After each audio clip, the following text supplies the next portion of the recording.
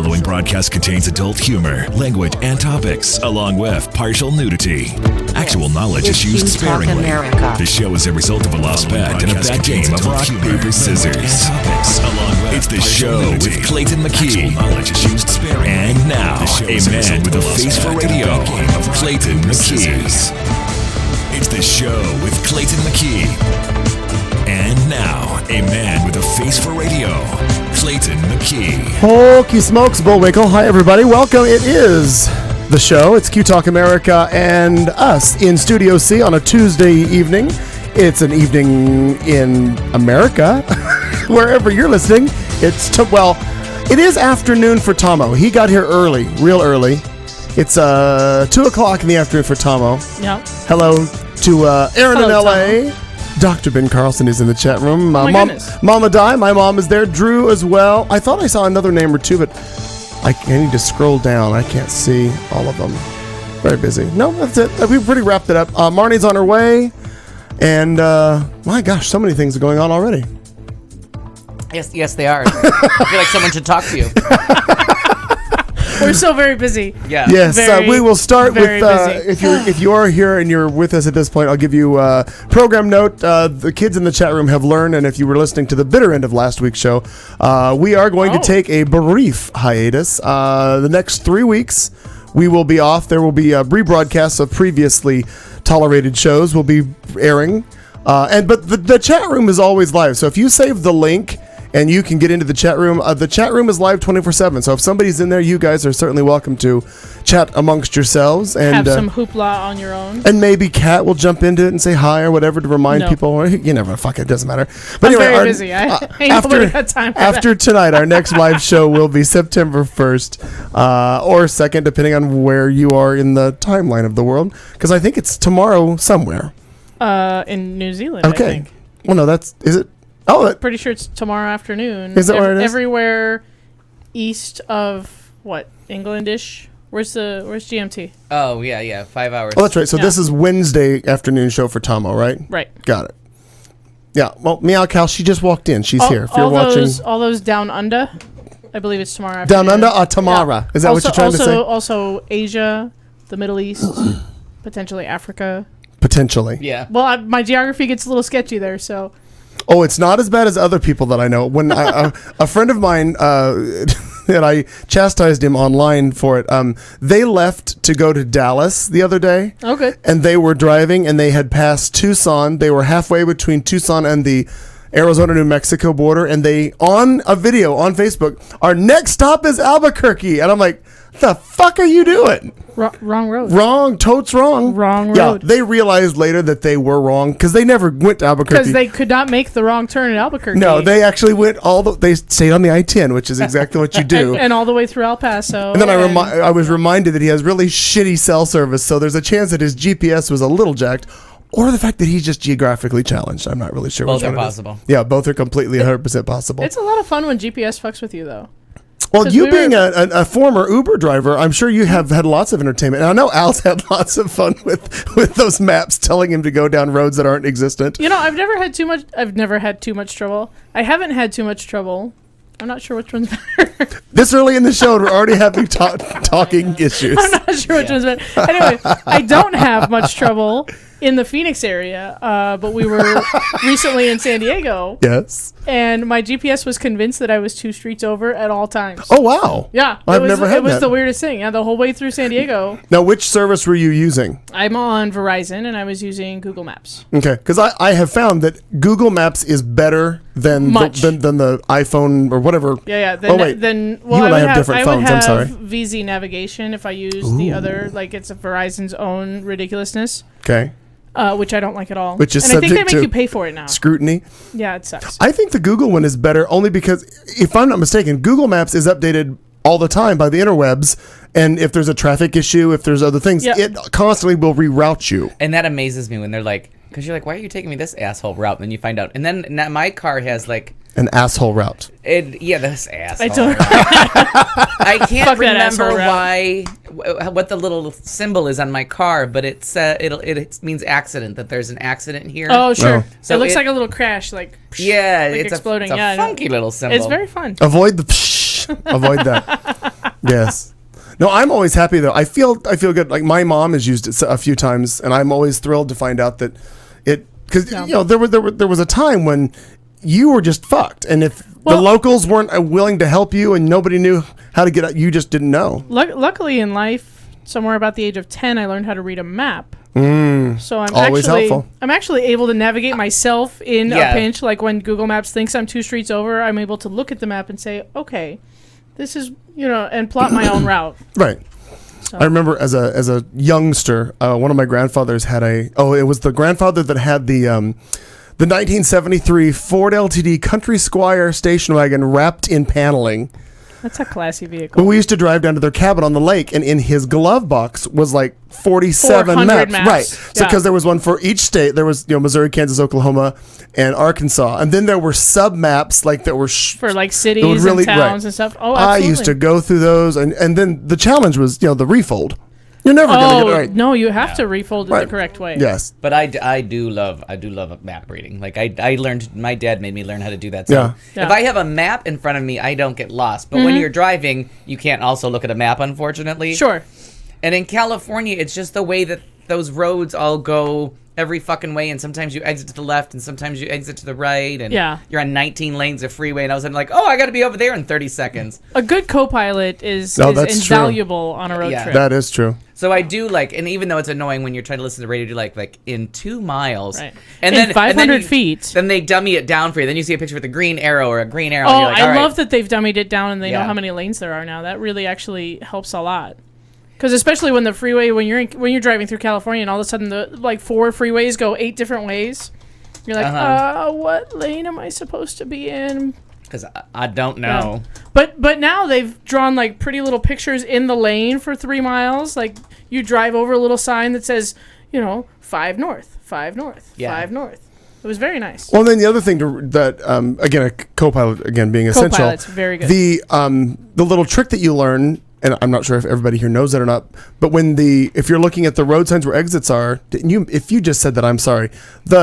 On the top of the road signs, where the sign is on the top of it tells you if it's a right or a left exit. Mm-hmm. Oh, when did that start? About 25 years ago. Yeah. Long time ago. 1942. So if you're looking at an exit and it'll say exit 4A, but the 4A sign is on the upper left corner. That's a left. Oh, you're supposed to know that means it's on the left. Yeah. They're not just enjoying new margins. I did not know that. No, yeah, but that's exactly just like on the little pylons that block off a lane or whatever. It'll actually, the way that those lines go actually tells you what side of that you should be on. I like that you guys think I'm paying that much attention while I'm driving. I'm busy singing. I got a show to do, baby. Our listeners may benefit from such information. Could. Yeah. But there was the educating. For the elderly in the crowd, the Reader's Digest used to have this quiz about driving through the country and if you knew how to know if you were on the wrong side of the road, even without any markings and headlights coming at you. No, if you know the white strong indicator, what side the white indicator. stripe should be on, what side the yellow stripe should be on. So that was kind of cool because I remember reading that maybe I should have read this before I learned to drive. Yeah, same kind of thing when you've got those cones that are marking things off. The little line should slant towards the way that you're supposed to go. Oh, that's crazy. Yeah. The what? Draw me a picture. This is helpful for the listeners. I know. Okay, anything that's marked like this. Yeah. It's going this direction. You should be on this side of it. So that's why if you ever watch when you're crossing over a bridge, these are on either side of the bridge, and it'll be black and yellow, and they'll point in. Oh. Yeah, watch next time. I've not ever noticed that, but I've never questioned where I was on any bridge, so then I'll look next time. I'll be like, damn it! There have been a few blizzards and things that I have maybe against all advice driven through. So yeah, those come in really handy when you can't actually see that there's road underneath you. Road underneath you is a plus, mostly. Yeah, when the entire thing is just a blanket of white and you don't know what's happening and if there is road and if there isn't road. I remember those times from being back in the Midwest where you just snow, ice, snow. Well, the three of us, we've all done that. Soup's handy. Soup's handy. Totes handy. Totes handy. God, I guess, Marnie, I'll turn on your mic. I'm like, you haven't said anything, but then again, we don't know. Doesn't know. The world. I laughed at one point and I didn't hear it, so I was like, I'll just. You could have just done this. I would have known what that meant. It's all good. I forgot to turn it on. There are many ways to signal. That's okay. Yes. Hi, Harrison, and who else was in there? Bear Walker, Amina's Richard, back. Amina. Do you want to ask if? Oh, you just went with Amina, no question. Week 5, you got it. Well, I saw the name. Oh, I know, but usually you look over there and the first 4 weeks. Oh, I haven't looked over here yet. Let's look over here. Oh my God, we don't have anybody listening. Oh, they said there's something wrong with the audio. If you'd read the chat room, which you always chastise me about, I'm on this already. Oh, okay. Well, I saw it and I read it. I just didn't share it with you. No, Harrison, I know video is fine. I'm questioning, is the audio with the video feed a problem, or is it the audio only feed? There's so many questions I have to have answered before we can move on. Menti things. Now, Kat and I had a little conversation before the show. I have water here, and I have a vodka cran here, and my mom will laugh at me. I made an attempt because I don't like to. One reason I don't like to cook is because there's variables in cooking. I like black and whites. I like everything exact. So there's been this big question, and she tried to give me her answer. Like how much coffee grounds compared to how much water? And I Googled it, and I think this might be the strongest fucking coffee ever in the world made. Now, you said that you and Al drink a lot of coffee, so it'd be like, I would be the only one who'd be buzzing on this. I may not notice. I'm going to go get some in a little bit. But it's potent. No. And then you said that it was good that I had this as sundry, because if Judy has taught us nothing else, it's to balance out your uppers and your downers. Oh, yeah. If we learned nothing else from Judy, otherwise you may not wake up peace. to see the next part of this story. And that's what happened. She got an imbalance in 69, in June of 69, a little imbalance for her. Too much down, not enough up. Sad. Yeah. Oh, by the by, if you've mentioned it in entertainment in the past few weeks, I don't recall hearing it, but I thought I would have, or would have remembered it. Do you know about the Stonewall movie that comes out on the 25th? I just found out today. I did too. Mm-hmm. So I'm looking very forward to it. Now, is that going to be an artsy in the camel view? Oh, yeah. Or is that a wide release? No, it'll be a... Oh, okay. I mean, I'd like to think it'd be a wide release, but I seriously doubt it. Probably not, because nothing blows up and no one is wearing a cape. Well, then you and I might have just... Ironically. You and I might have just found the first movie this year that I'm actually going to go to a theater to see. Because that would be, I feel like we should document this somehow. Yeah, somehow. We'll draw a map and show people where we are. I have a new GoPro. Oh, that's true. You do have a new GoPro. And then... which I've decided I think I might have to have one. But They're it looks so like a fairly faithful remake of the movie Stonewall from quite a few years ago. I can't remember what year it's from. Oh, if we could only look that up. Yeah, someone wants to look that up. Stand by. But, I mean, it seemed like there was dialogue right out of the movie... the fictionalized movie Stonewall, where we get the Shangri-Las and all that wonderful music. From okay. The 1995. Yep. Frederick Waller maybe is the star, if I'm not mistaken. Yep. Beautiful, beautiful man. I don't know if he's still beautiful all these years later. But, I've not seen that one either, so maybe I should. It's really good. And the drag numbers, there's a couple drag numbers in it. The Shangri-Las with "Give Him a Great Big Kiss." You know what? Now that I see this picture, again, remember my coming out was in 93, 94, so I was in my infancy, if you will. So in baby gay. I was. So in 95, I do remember that they were doing a promo at Winx for this, and the queens were all like they were shelling out tickets everywhere for it, and there were movie posters in the bar. So I do kind of remember that now that I see the picture. It's really good. So, and it seems like, because it was fictionalized, so I mean, if it was a completely true story, some of the lines and didn't I see coming across would be okay, but I'm like, that's fictionalized. And at one point she says the exact same, like someone in this movie says the exact same thing they said in that movie trailer. So well, if I'm not mistaken, in the trailer that I saw today, I thought it said, well, I realized Stonewall was a real thing. It said based on a true story, so I don't know if it means that they were highlighting some specific person, right? Because there was a mob element to all of it. And in the Stonewall movie from 90, what year did we say? 94? 95. The one drag queen is the closet lover of one of the mob bosses, and how that all goes down. Gotcha. But it's really good. Well, now I'm way more interested. The music is so wonderful from that movie. I think it's all the Shangri-Las. And then, like, Boy from New York City, like the old ad-lib song and all that stuff. The IMDb website's description of the movie: a group of homosexual people try to live with dignity and self-respect while events build to the opening battle in a major gay rights movement. Yeah, and there was a big... in a world. Sounds so exciting. Just before it all went down, they were trying to do protests.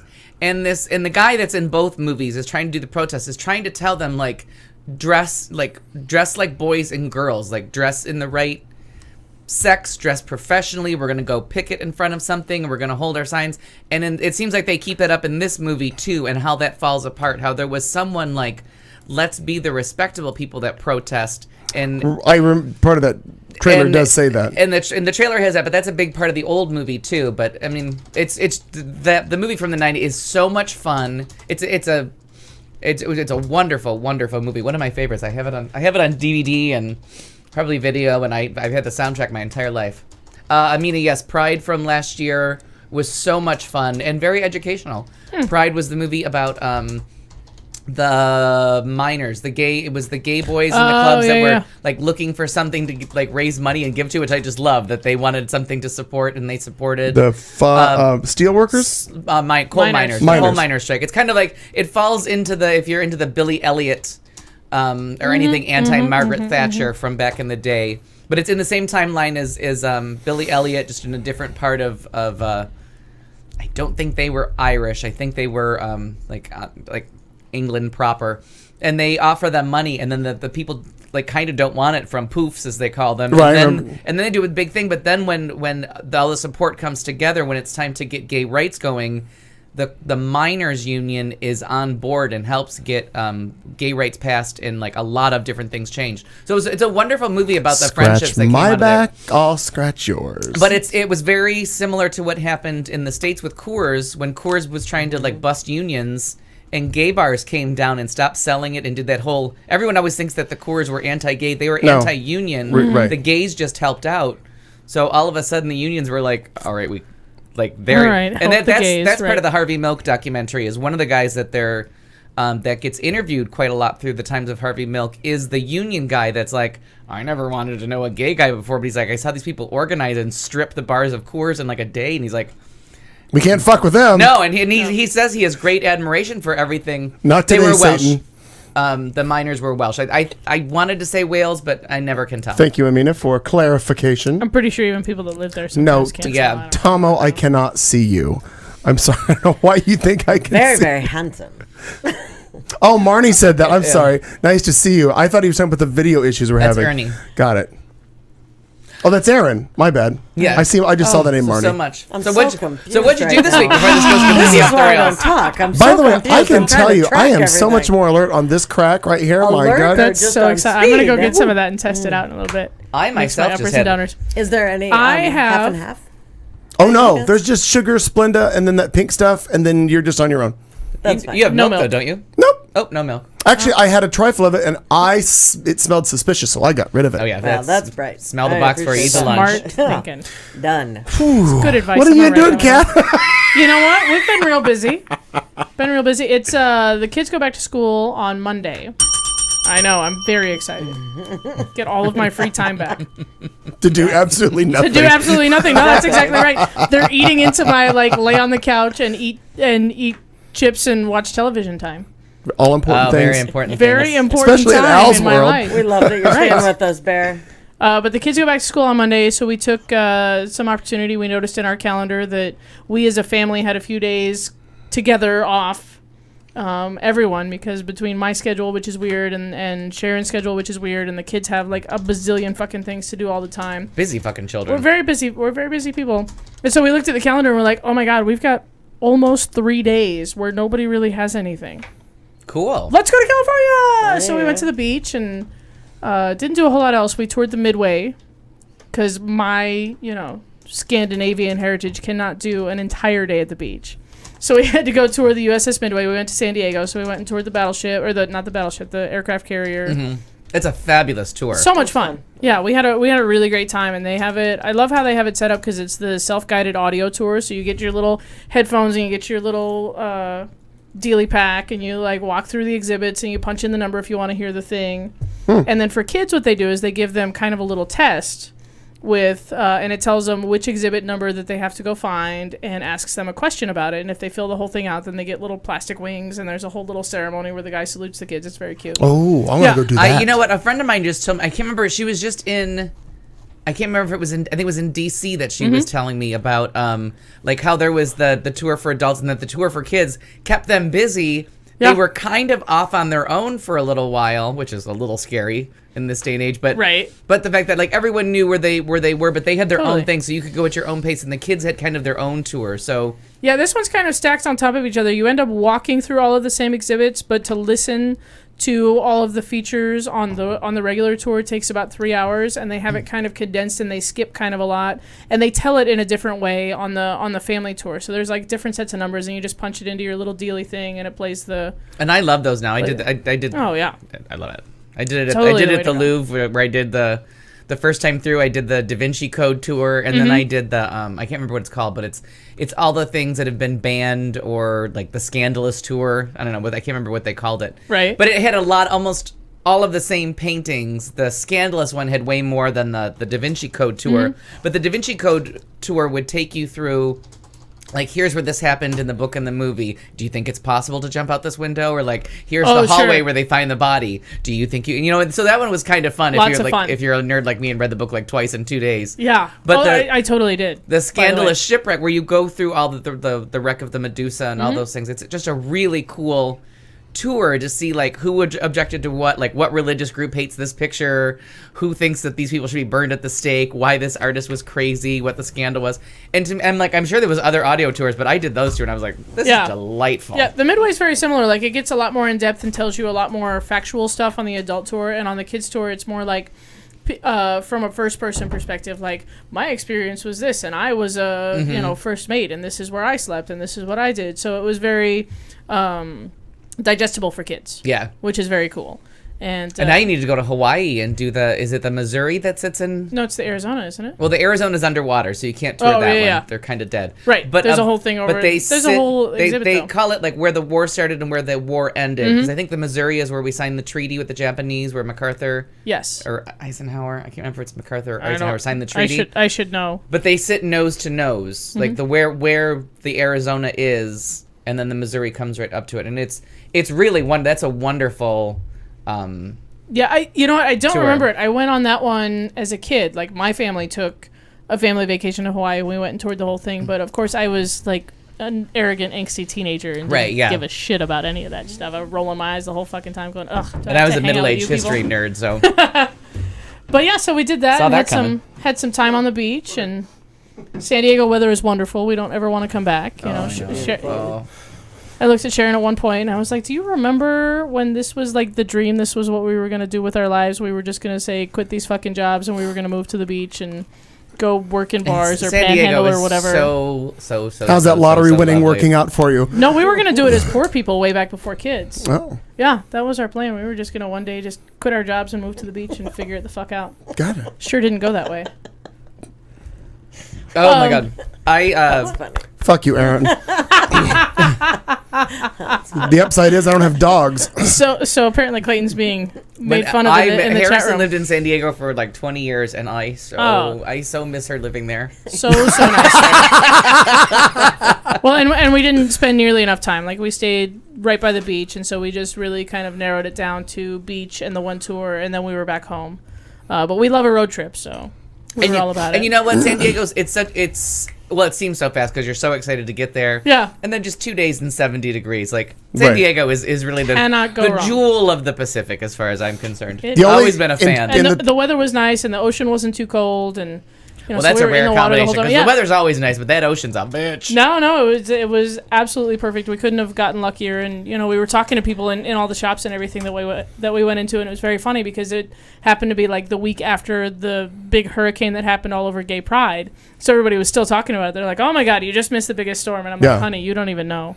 I'm from Phoenix, and all of our gays were here bitching about it." It, right? And I did. The humanity. In the 20 years I've been visiting San Diego, that was the only weekend I've ever been there where I'm like, God, can you just get me out of this? It was just so freaking humid. And I think of all the years I went there, I've gone there, I've very rarely seen rain, like maybe once or twice. Yeah. Well, and driving across, you can tell that California hasn't seen any rain because, my God, is it dry and desolate looking like the whole way. Yeah. I've made that drive several times. You live in Phoenix, you drive to California as often as you can. Mm-hmm. And it's so brown and so dry and so just devastating.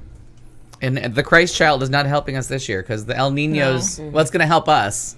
Yeah. El Niño's staying strong, so it's going to keep. Unfortunately, when they say Southwest, they don't mean California. They don't mean California at all. No. Right. Yeah. Arizona and Colorado are getting out of the draft. Out of the drought. We're not going to war, but poor California. Mariah. Hi.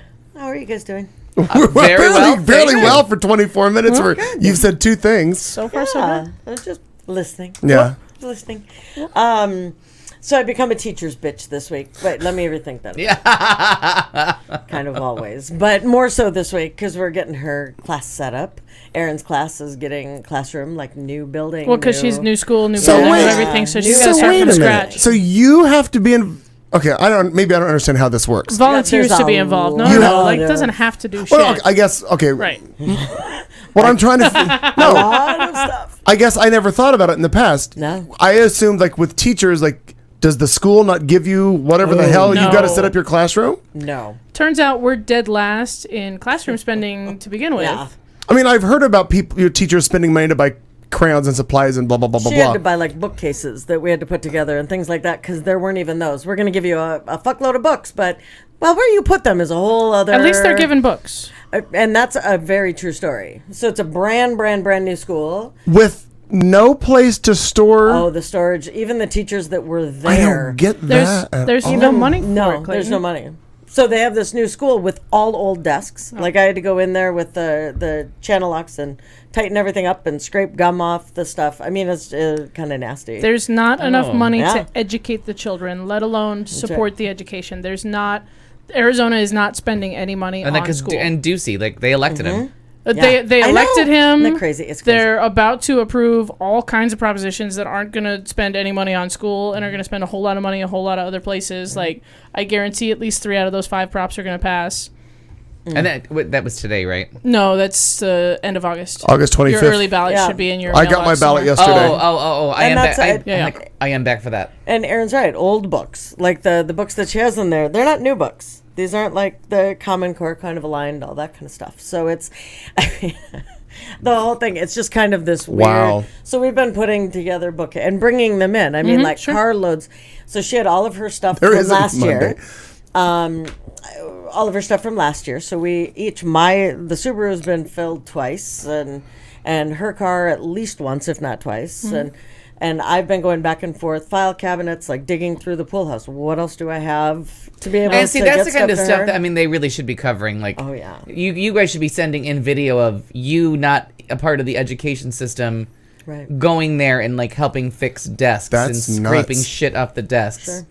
Absolutely. In what is a moderately, an okay neighborhood. Well, that's the interesting piece is that it is as far as where Erin It's sketchy. she's moving Actually, to there's a couple. It's spotty. It is spotty, but I guess I thought the new school that Erin's moving to, for those that aren't familiar with the area, is planted in what you're right, a little bit spotty, but what would be considered like I don't know, middle of the road, I guess. yeah. I mean, it's certainly not. Yeah. The kids, as far as Middle class kids fuck the hardest. Oh yeah. Clearly. No. right? But as far as the makeup of her class that she can go into if she wants to, but the makeup of her class is going to be 100% different. Well, okay, 96% different than it was last year. When as far as race and the English learners, Like that are socioeconomics. coming Oh, in. English language learners. Okay.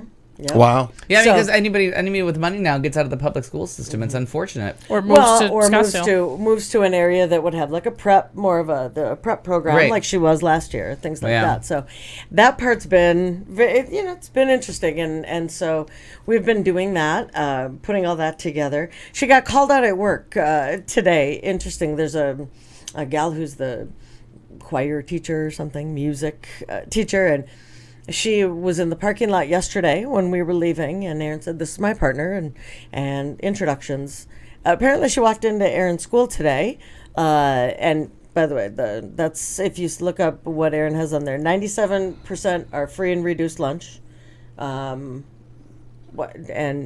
just kid, one black kid. Oh. That's a all the lot rest, yeah. of reduced lunch kids. Mm-hmm. Okay. Yeah. That's Oh, that's just her specific class. That's her class. I thought that's the whole school. That's going to go. No, that's going to be a pretty high percentage school wide. Yeah, the whole school would have, because all of them up to 6th grade get, I believe, breakfast, lunch, and snack, the free and reduced kind of thing. They all get that up to 6th grade, and then it's 7th and 8th otherwise. I wish I could get that here at this house, because I'd just be fine if they could just. I had them deliver you a pizza. Well, that's true. Right? I can only do so much for you.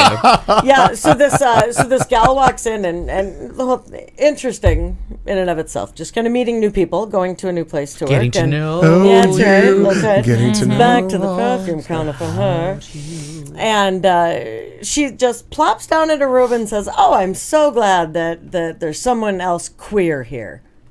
Oh, good. Oh, well, there we go. Yay. No, she's not queer. That's the interesting piece, that she's married. We're not sure what any of this means, but also... Well, she's going with the word queer. Like, right, right. But isn't that... Wouldn't you... Where would you guys be at with that if somebody just plopped down and said that? Because I don't know you. So how was that handled? I would go... Erin was just kind of... I mean, she could explain it, but kind of... this is awkward, and I thought she was saying that there were a lot of people there, because at whatever point, I'm not going to sit down and be like, oh my god, I'm so glad somebody straight is here, like what the way things people you might just hear make at a gay pride picnic. Right. Oh my god, She another said heterosexual. no. According to Erin, she said no. I'm so glad there's a queer here. Yeah. Oh, okay. Yeah. There's a queer Well, here. That's right. And there are people out there that are conscious of that and are kind of looking for that kind of diversity. And especially if you're leading the choir. Yeah, but I don't want right. to use Woo, that. gonna need a there's gay a center. whole lot of homos You out don't have there. the right point. to sit down and call me that.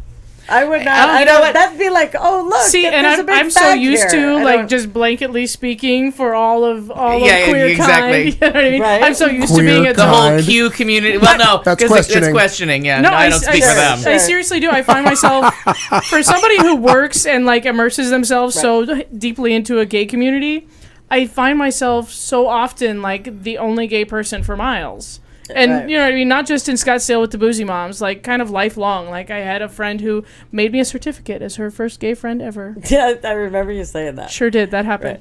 You know what I mean? So I like. Did you frame it with a $3 bill? I sure did. Yeah, Frame the fuck out of that. and that's one of those words that the queer is one of those words that I come and go with. Like that's one of those ones that handled wrong. Just gets an ick factor to me, and I don't, and not for any good reason. It's just one of those words that I'm like gonna need you to write out a little explanation of where you're going with that. Sure. Because I do like it. Like I think it's got a place. Sure. And that, like when you said, I'm glad there's other queers here. Like I thought, like we're just gonna use it as odd and like Right. we're all on that side, which I'm okay with. But what's it pejorative? What's that word? But when you get to like. Oh, really? I know. No. Yeah, it becomes like she said. But I'm also thinking, she just says, "But you, as a queer, can call yourself that." Right. She's not. But we also don't know and her story. Like, how gay is her son? I don't care. Don't sit down with me and call me a queer. I don't. Right. It doesn't. That's the whole. I think. But then there's also one of those like fun embraces. Like if you sat down with one of us and we just came out with like blah blah blah. You know what I mean? Whatever bullshit comes out of our mouths. Right. So there's a lot of it. I'm just 3 hours worth every week. Yes. I'm just gonna want a little follow up from you from there. Like Sure. if that's all you said and walked out, but if a conversation ensued, I'd be okay with it. But if you were like, "Hey, there's a queer here," and moved on, then we're calling at out, and no one else kind of was in there. Then we're at Trump levels. I'm on the choir teacher side. That's way better than saying, "Oh, fuck you again." Like, seriously. And I think that's the cool part about we can all agree to disagree. Sure. And her son that is something. Don't walk in and look at me and be like, "Oh my God, great, a big dyke is But here." is that all she I'm said, not or was okay there with more it. to it? Again, what I got from her, no. Oh, okay. Then it was kind of but like. What is it? What does Erin think? Her son is too. Yeah. Her son is too what? Could be super gay. The only thing that probably 2 years old. He's the choir leader. But and give for expressing positivity, however poorly expressed. I'm gonna go with that one. It's one of those things where you would hope there'd be a conversation coming up where you would get to know each other. But all of us have done that thing where we've like just said something we meant to be like go girl that turned into like wow that was weird. That landed poorly. Right. Yeah, so that Didn't stick the landing on that one, Gabrielle. Yeah. That was an interesting... She's going to settle for bronze. That was an interesting... Yeah. Richard, there's so much bullshit that comes out of our mouths. I can't put one word to it. There really is. And I do it in this room a lot. Yeah. I just don't usually walk up and, be like... because there's a guy who she works with that really clearly seems real gay, but I'm not going to walk up and go, hey, girl, hey, and walk away. I'm just not. Because there's a lot of assumption there. Right, and we talked about that when I went and got my glasses. I'll assume all I want, but... When I went and got my glasses, that the guy that was helping me, like, with the frames was just...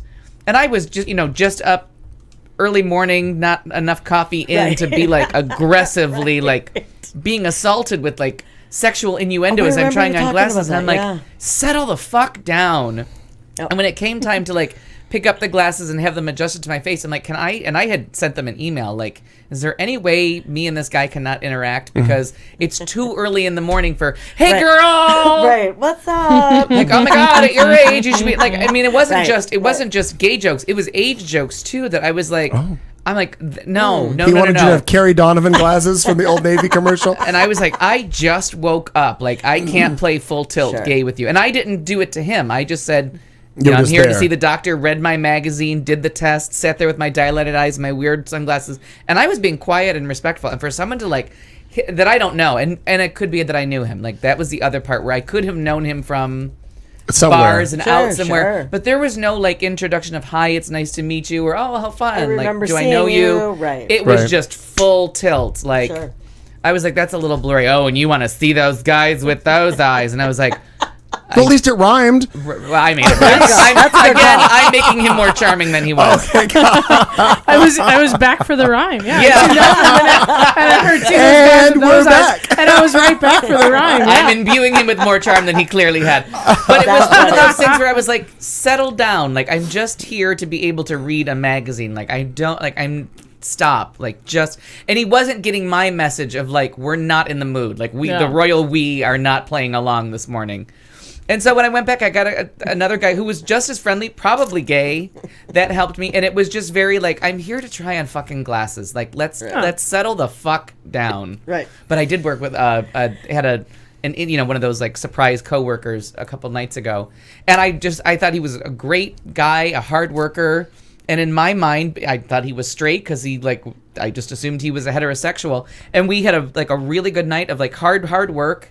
But everybody pulling their own and like being pleasant through it, and he was asked to do a lot of extra stuff, and he was just rolling with it. And so the next day, last night, I said to my gay coworker that we kind of gossip and dish. I'm like, you know what? There's a guy downstairs that's really good. Like, I hope he comes up and works with us. He goes, he's family, and I was like, shut the fuck up. I'm like, I did not get 1 minute of. He's gay out of that. There was no hey girl in ER. No, but what I got of him was like really hardworking, like really good at what he did, very like on it. And when shit got busy, he just jumped along and played, but never once let down like he was playing with the boys or anything that was going on. And he was because cute. He was at work. That's how that's supposed to go. Right. But that's what I'm saying. Like, so you can have an interaction with somebody and be impressed the lesbian who works in bars and does nothing but flirt with everybody all the time. It pays my bills. I understand. Yeah. But you know what I mean? Like, I was just so shocked that like of this new breed that's being raised of like, here's something, and all the stuff he talked about being in San Diego. He talked about going tubing down the river. Like, he was telling stories that involved like alcohol and friends and partying, and clearly to a gay guy. Right. And we just, it was all about, like, just staying, we never got to, like, hey, what bars do you go to? You know what I mean? It was all about, like, okay, so I'm living on coffee, you're living on Monster, we're living the dream. There it is. we're both on Keep them alive. Yeah. Keep them alive. Till 7:05. And that story is actually a testament to the movement. Actually, 7:25. I need to be out of the building. It's even to gay people, it's mattering less and less who the gays are. Like, you didn't have to categorize him. You didn't care. You weren't worried about it, and he clearly wasn't either because he didn't feel the need to come out to you. Like, it's working. Yeah, it really is. And I had just said like I thought he was pleasant looking. Like, sure. I mean, I'm not averse to looking at a 23-year-old or however. I don't know how old he was either. Like, it never got that personal. So that was it. Wow, we're wasting a lot. And I didn't mean for that to go off the rails. I know that Aaron was just hoping that. The show should be called The Show That Goes Off the Rails with Clayton McKee. That was last week and the week before as well, so that's good. We went to see Amy Schumer's Trainwreck, so for me to see a movie in the theater that's a brand new one, interesting, so good. Like, we really enjoyed it. There were parts that I was like, okay, that could have gone faster, but I thought it was really funny. And the couple that had to have been in their early 80s that were sitting right in front of Aaron and I'm not going to lie and say that it wasn't. I was so excited that they were there, and the guy was chuckling through some of it that maybe he heard. But it was so funny. Like, to watch their reactions, I more watched them than really the movie part of the time because they were so adorable. They were just real cute. So that was it. But it was really good to see.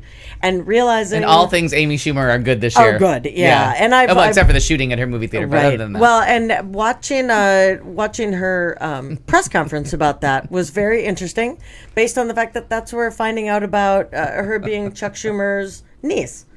I did not realize that. Yeah. I saw it on the news yesterday. I was like, oh, I don't know. Never put Amy Schumer together with Chuck Schumer at all.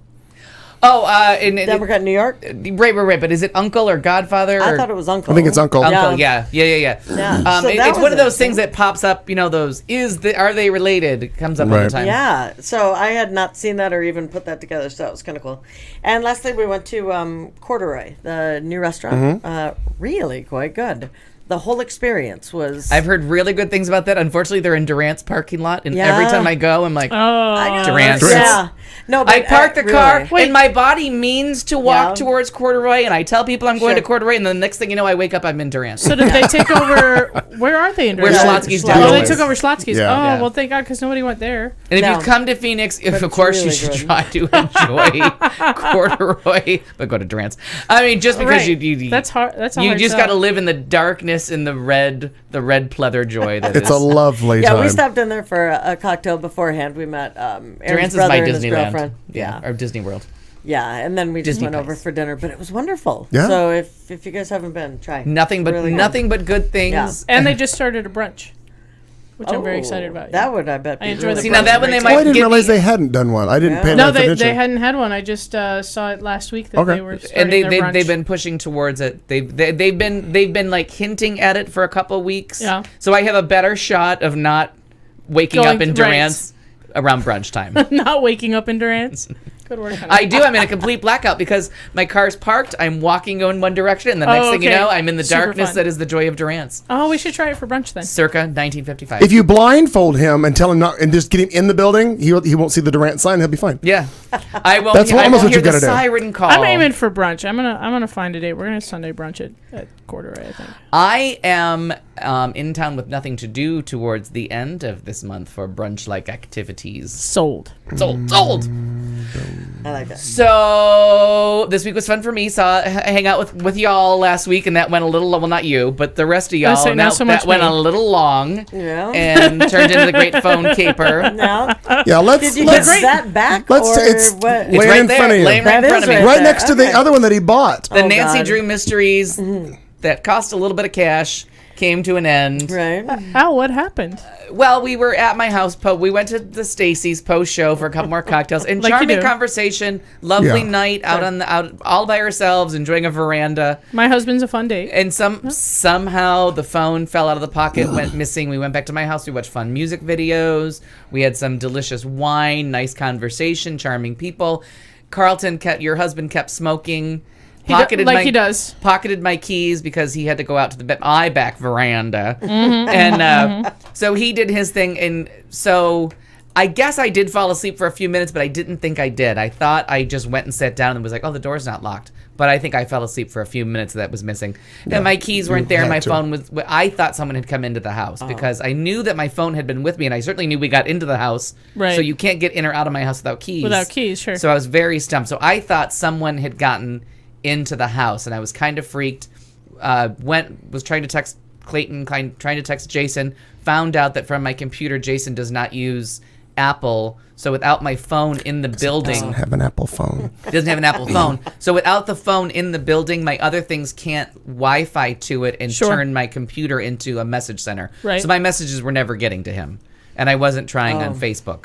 And then I went on Facebook, and I'm like, I am freaked the fuck out. Like, I saw that. I'm like, my phone is gone, my keys are gone, and there were just like, I thought seconds had passed, but I guess it had been a little longer. So luckily, Mama Di, I texted her because I knew she had an Apple, and I knew he probably had a ringer that wakes up for her call. Right. She So can call I through. told her, I'm like, can you just dial him because something's gone wrong in what seems like seconds, but may have been a few minutes. And we were in my daytime. Sure. Right. Like we were in everyone else's nighttime, so everyone else was tired. But I'm like, it's 5 a.m. We left at 5:30 is when we left, and I got the phone call at 7:11. Oddly, No. is when Mom called me. Because I saw the Facebook around 9, and it had said about 2 hours ago. Yeah. So Yeah. your timelines match up. So we did a little Nancy Drew mystery. We followed we went to Carlton's house. We looked through his house, could not find my keys because that was the best guess. So I'm like, then somebody had to come in because if he doesn't If have you don't the have keys, them, you don't then have someone's them. been in the house. And then we knew the last time we saw the keys. We knew the last time we saw the phone. It was all missing. We played Find My Phone, blah, blah, blah.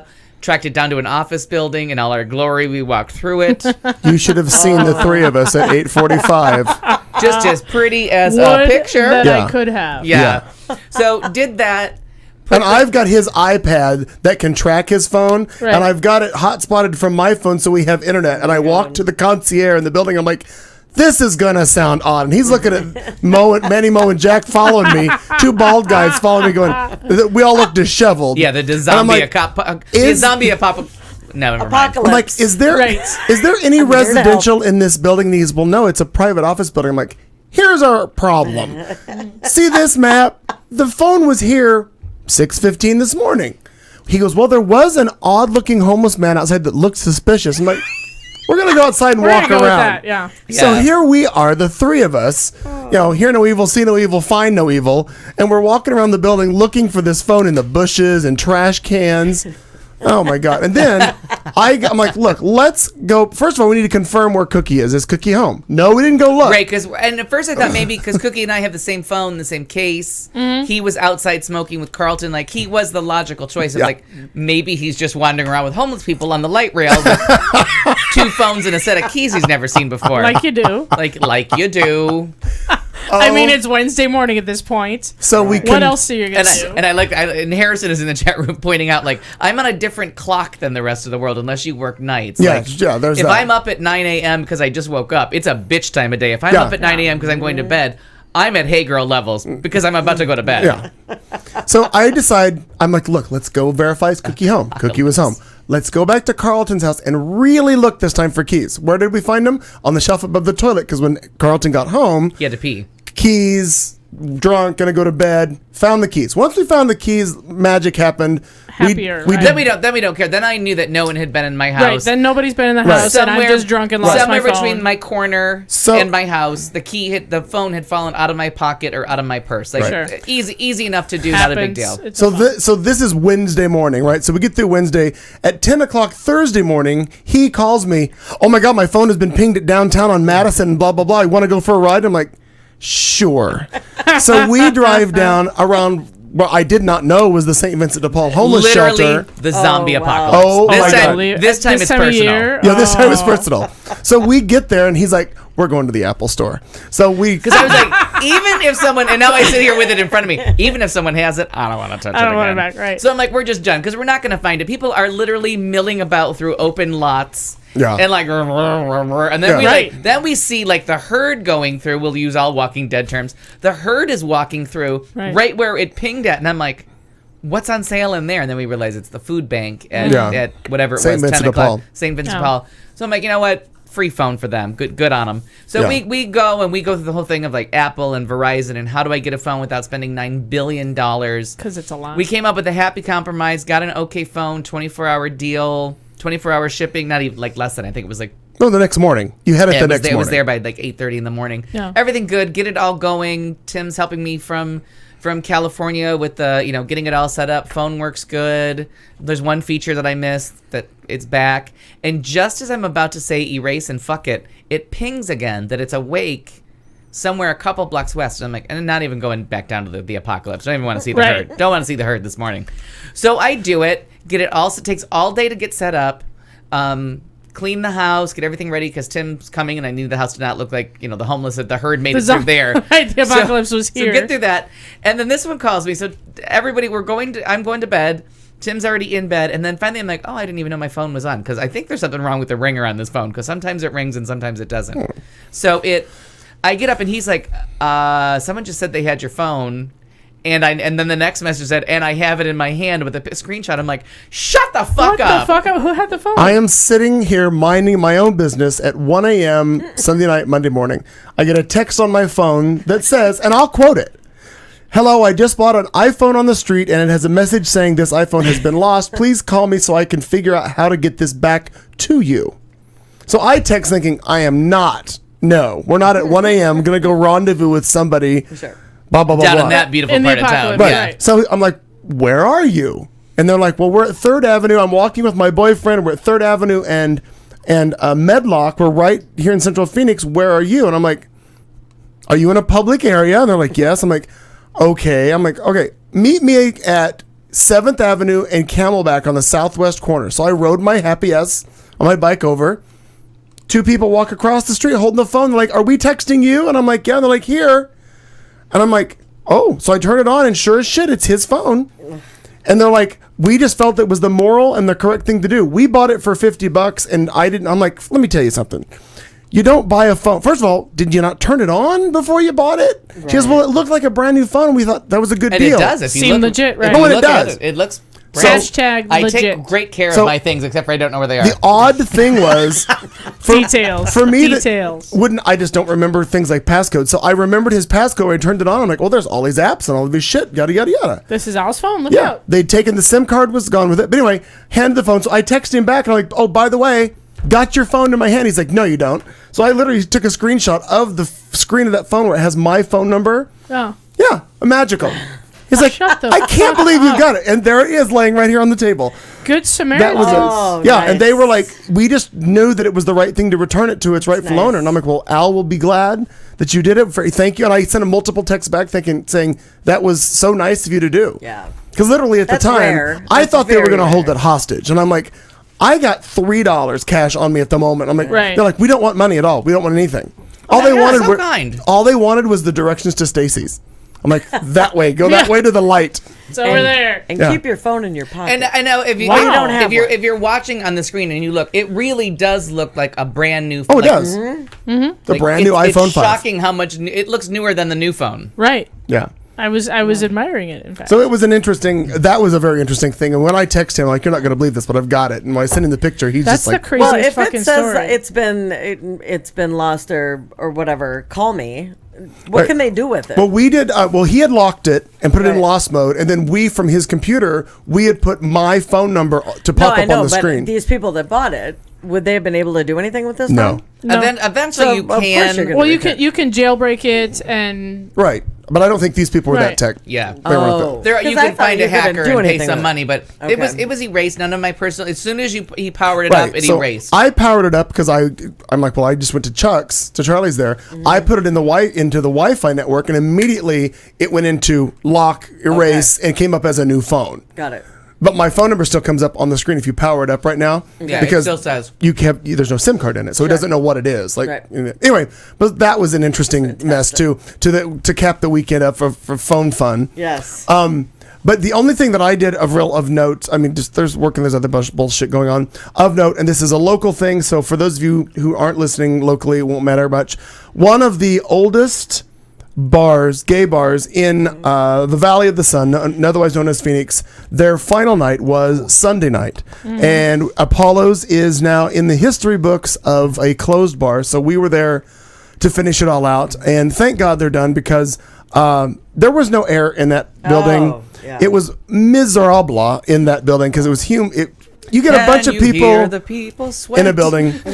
Now, the nice thing about it, they rallied at the end. There was money raised for charities. A lot of other bars came in and bought things. For example, Stacy's bought all of the chairs from the bar. Yeah, Stacy bought some furniture. Nice Cobalt bought a lot chairs. of their stock. Yeah, so it lives on in other places. They evacuated. They are the victim of I don't know what the word is. Not an infill. Gentrification is what it is. No, they're coming in and they're redoing the whole block right there. Right. I was talking to Kyle yesterday. They're coming in and redoing the whole block next to the bar, so the property got sold out from under them.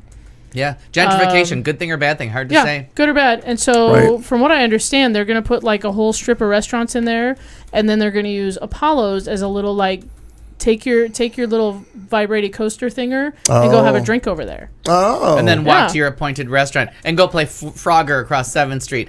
But for no, it's on the same side of the street. So but didn't we hear it was the same people that own the yard? Yes, it is. Yes. Okay. But you just can't Frogger it over. The yard will have their own waiting area. Unless they get a light put in. No, they're putting in a whole new strip just north of Apollo's on the same side of the street. Where Crown Imports was. Okay, and if, for those locally, whenever you go to that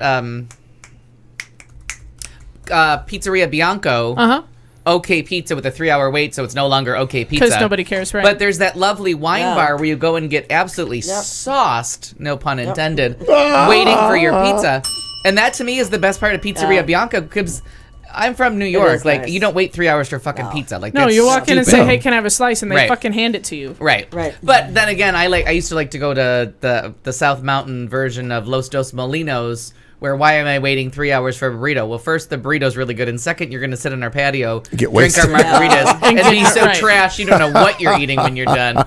So I just found I always find Pizzeria Bianco to be like way too much fucking work for a slice. Mm-hmm. Whereas Los Dos Molinos I find to be like a really good excuse to drink a lot of margaritas while you're waiting for a burrito. I'm on board with that. Getting my drunk on before the food truck shows up. Every time I've been to the one here on Camelback with you. So the moral of the story is the new Apollo's concept is going to be really cool because now Al's got a place to go get drunk while he waits for his whatever the new restaurants are. Food, right. Yeah. Very. Yeah.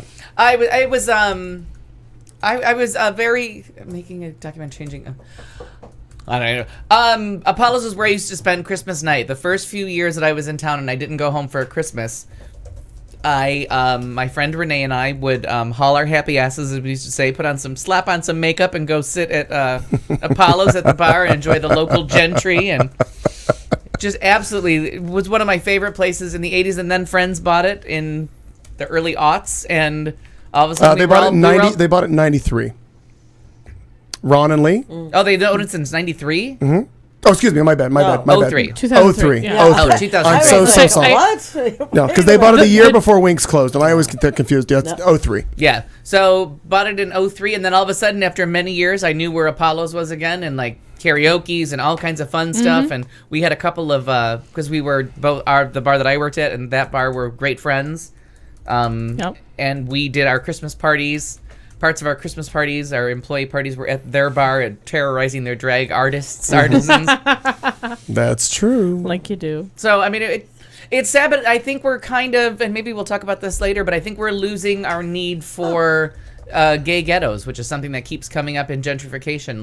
We're starting to lose our need for gay identified only places. Mm-hmm. And Phoenix is a good place for that to start because while there's like a corridor and there's little sections, like there's no actual gayborhood in Phoenix. Not like there are in other big cities. Right. Like there's no Boys Town here. There's no Castro here. There's no Hillcrest. None of that. Right. But Melrose doesn't have that. Melrose is as close as you're gonna get because you have the Rock. What's it called? Zone. Our Lounge now. Stacy's, Charlie's, Bunkhouse, all in one. So that is a good amount of bars for one block. It's a good amount of bars in one block, but it's not an entirely condensed. Especially if you're listening from a faraway place where they don't have bars. The fact that we have 5 gay bars in one row, and we think it's not a gay district, right? Yeah, but there's no gay neighborhood. You know what I mean? Like the Castro doesn't have that many gay bars anymore. Yeah. The Castro doesn't have that many gay bars. But Phoenix is a good place for that.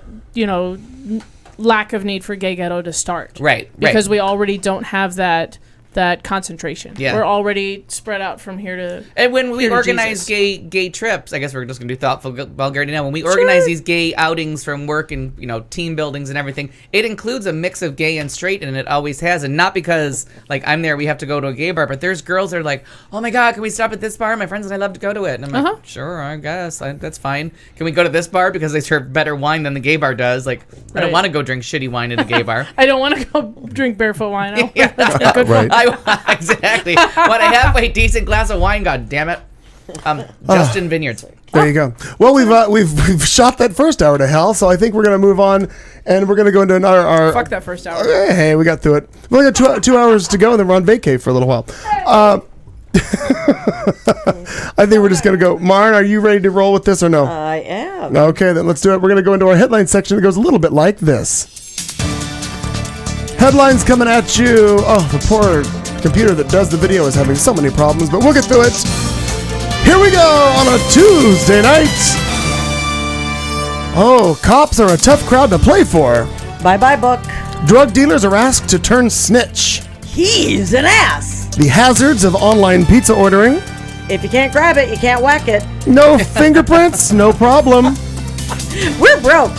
And now, excuse me, I got a show to do. These and more headlines and topics coming up right now on Q Talk America. Stirring intro to our thing. Well, a 26-year-old software engineer is currently behind bars following a bizarre standoff in Vancouver, Washington on Sunday afternoon that ended with him playing a banjo for local police officers. Police said that Andrew Helmsworth ran naked through the city's Ogden neighborhood while chasing his father with a 4-inch knife. He then barricaded himself in his home. KPTV obtained cell phone footage of part of the ensuing standoff, which lasted about 2 hours.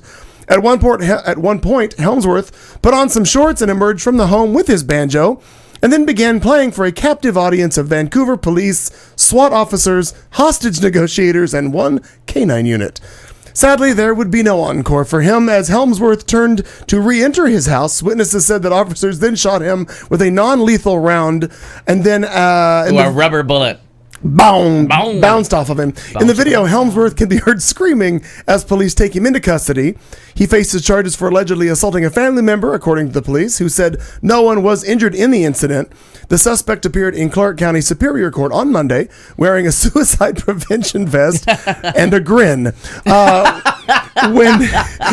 Sensible shoes. When prosecutors asked him if Andrew Helmsworth was his true name, he replied, quote, "That is my given name, but I feel that it does not apply to me today." He added that he'd lost his temper and was pretty sure that he was going to lose his job. He also added that he was mentally ill. A judge advised him not to talk any further about the incident. He is being held on a $30,000 bail and ordered not to have contact with his father. Well, at least stay 4 inches away. Yeah, maybe 6. Yeah. Maybe 6. Give him some clearance. Yeah. That's awesome. Do you want to do the changeover or no? Oh, no, we've lost that ability right now because of electronic issues we've had. So you continue on. You want me to All do right. it for you? To do what? You're listening to Q Talk America. Huh? Right. Yeah. That was very good. Thanks, I try. So there was a book when especially for girls, when we were young, called "Are You There, God? It's Me, Margaret." Oh my god. Oh, Jesus, yeah. Okay, little The Judy, menstruation. Judy Encycl- Blume, yeah. the Judy menstruation Blume. encyclopedia. Wasn't Yes. that the predecessor? Is vodka? Are you there? It's me, Chelsea. Yeah. Well, That is Yes. the predecessor to Yeah.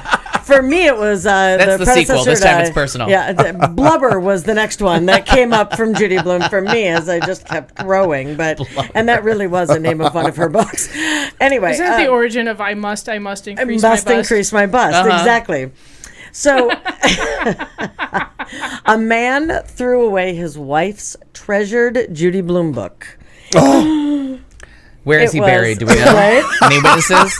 Yes. The neat part is Judy Blume took over the search and rescue operation. A man in Brooklyn accidentally gave away his wife's copy of Judy Blume's "Are You There, God? It's Me, Margaret," which is bad enough.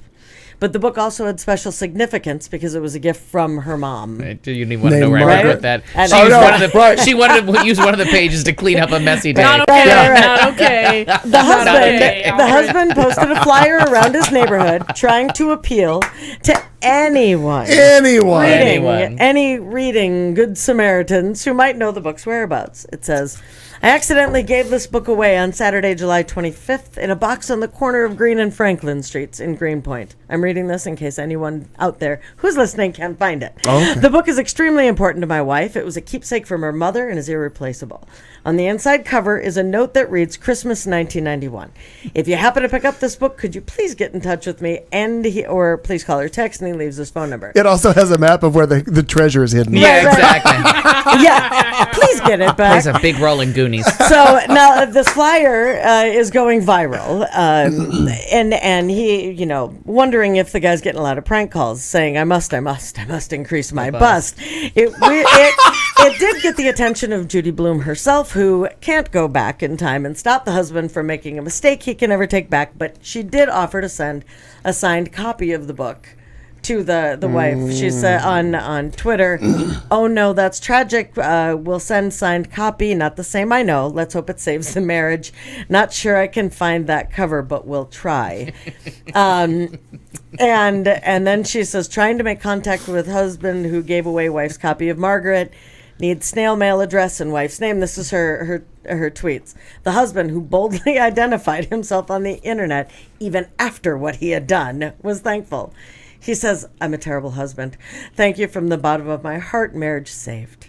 So if anyone does know anything about the location of one specific copy of Are You There, God? It's Me, Margaret, call the authorities right away. I guess. But it's one of those how interesting with your book fairs and with just any other thing. If that were to come across and you're like, shut up. Shut the fuck up. Christmas of 1991. So, not that we're all looking for that copy, but, I read that moons ago, but I have to tell you, because Aaron and I love to go to used bookstores. Like half-price books or whatever, yeah. Not a shot in hell that I'm not going to look. I had to Google it because I needed to see the cover because I wanted to see if I remembered it from, when I was younger because we always ordered books and shit. Well, the boys weren't offered this one as much. Yeah. No. I know. They weren't so interested, yeah. But this is the cover that she had, so I don't know if it's the same one. There were a couple of different ones. There are many covers. Yeah. Oh, yeah. Okay. That's why Judy Bloom was saying, I'm not sure if I can find that cover. Right. Because it almost looks like a cookbook. There's one Judy Blume book that I enjoyed. She was not really. Well, no, I mean, she wasn't one of those authors. As much as I enjoy like lady fiction, God knows I read the Laura Ingalls Wilder's books about 15 times. Yeah. I read all the Hobbit books, like I get it. But Judy Blume had one that I really thought was like pretty. Was it like the little Tears brother one? Was it like grade nothing? Fudge, super fudge. Forever is another one, but that's a little bit older one. There's another one that really kind of appealed to boys. In the Unlikely Event, but that's a newer one. I forgot how much she wrote. Anyways, Blubber Deanie. I don't remember that one. Freckle Juice. It might have been Freckle Juice. Freckle Juice, super cute. The Pain and the Great One. Then again, maybe I won't. Oh, Double Fudge. None of these sound familiar, but God, I read all of them. Somehow I feel the fudge led to blubber. If I'm playing the game correctly. Yeah. Mm-hmm. I don't know that I remember all the storylines anymore, but I know for a fact that I read all of them. That led to one right after the other in order. It's not the end of the world. Yeah. After blubber. You're right, though. After all that blubber and fudge, it's not the end of the world. And I'm with Kat. It was like, wow. In order, read them all, absolutely. Yeah. Here's to you, Rachel Robinson. I mean, they were all, and that was even a much later Come back to the 5 and dime Jimmy Dean. That's right. Jimmy Dean, yeah. That's right. So, I mean, it didn't matter. Anything that she's come out with. And that happened to me. I collected unofficially until it all went wrong. I collected the hardcover versions of Stephen King books. Okay. And my sister Debbie, at one point, just decided to give away all my books. And she gave away all my hardcover Stephen King books because she was like, well, they're just fucking... And I'm like... they mean a lot to me. Mm-hmm. And she tried to make it up to me for years by buying me new editions because it was just one of those things where like she just was not on board with like things that were important to me that weren't important to her. Like that hurt because like I had and one of them actually was like a first edition that I had found in a used bookstore. I don't think it was it might have been Carrie. It was either Carrie or Salem's Lot that I had a first edition of, and she just gave them all away. And I was like, "What did you do?" Didn't mean anything to her. See, and I would always do that with my own books. Like, I'm not a rereader, and I'm not a hoarder. So I know. But since then I've become a hoarder but I do reread things. Like I've read, and I have Silence of the Lambs on. I read Silence of the Lambs so much that I actually now have a copy on here because I give it to. I'll buy it for people and be like, "This is the best book I've ever read." Yeah. Like, and I give it to people, and I got sick of like giving it to people. So finally, I just bought it. And now it's on my thing. But I've read Red Dragon a few times. I've read The Shining, The Stand, Carrie, and Salem's Lot at least 3 times each, if not more. The Stand I probably read 4 times, including the unabridged 9 million page copy. Like, see, I can't reread because once I'm into the book, like I'll be one chapter into a book I've already read. And I'll be like, oh, fuck, I've been here before. I don't need to be here again. Because all of a sudden, like, there's just something opens from that door, and I know the whole book, and I'm like, I'm bored. And recently, I read Gone Girl for the second time, and just as exciting the second time. Is it? Yeah. Because I'm nervous about seeing that movie. I still haven't. It's on my HBO Go. Oh, the movie. And it keeps teasing me. So good. And I was so into the book. I was, like, crazy about the book. Beautiful, beautiful adaptation. I do not understand. Yeah, beautiful adaptation. I'm worried. I don't know if I'm going There's nothing to be worried about. And Neil Patrick Harris is a big selling point of that movie. Oh, very because much. It's a big selling point to a lot of things. What in the book is only you don't know because of it's only written from his point from the husband's point of view or the wife's point of view. And then the diary. You don't know what Neil Patrick Harris's part really is because you're only getting it from her, what she wrote about it. So to see him portray something, and he only has about maybe 10 minutes of screen time, and he has to get across something genuine, and he gets it done with like one line of dialogue and an eye roll that you're like, I know what she has to do. Like, and you really do.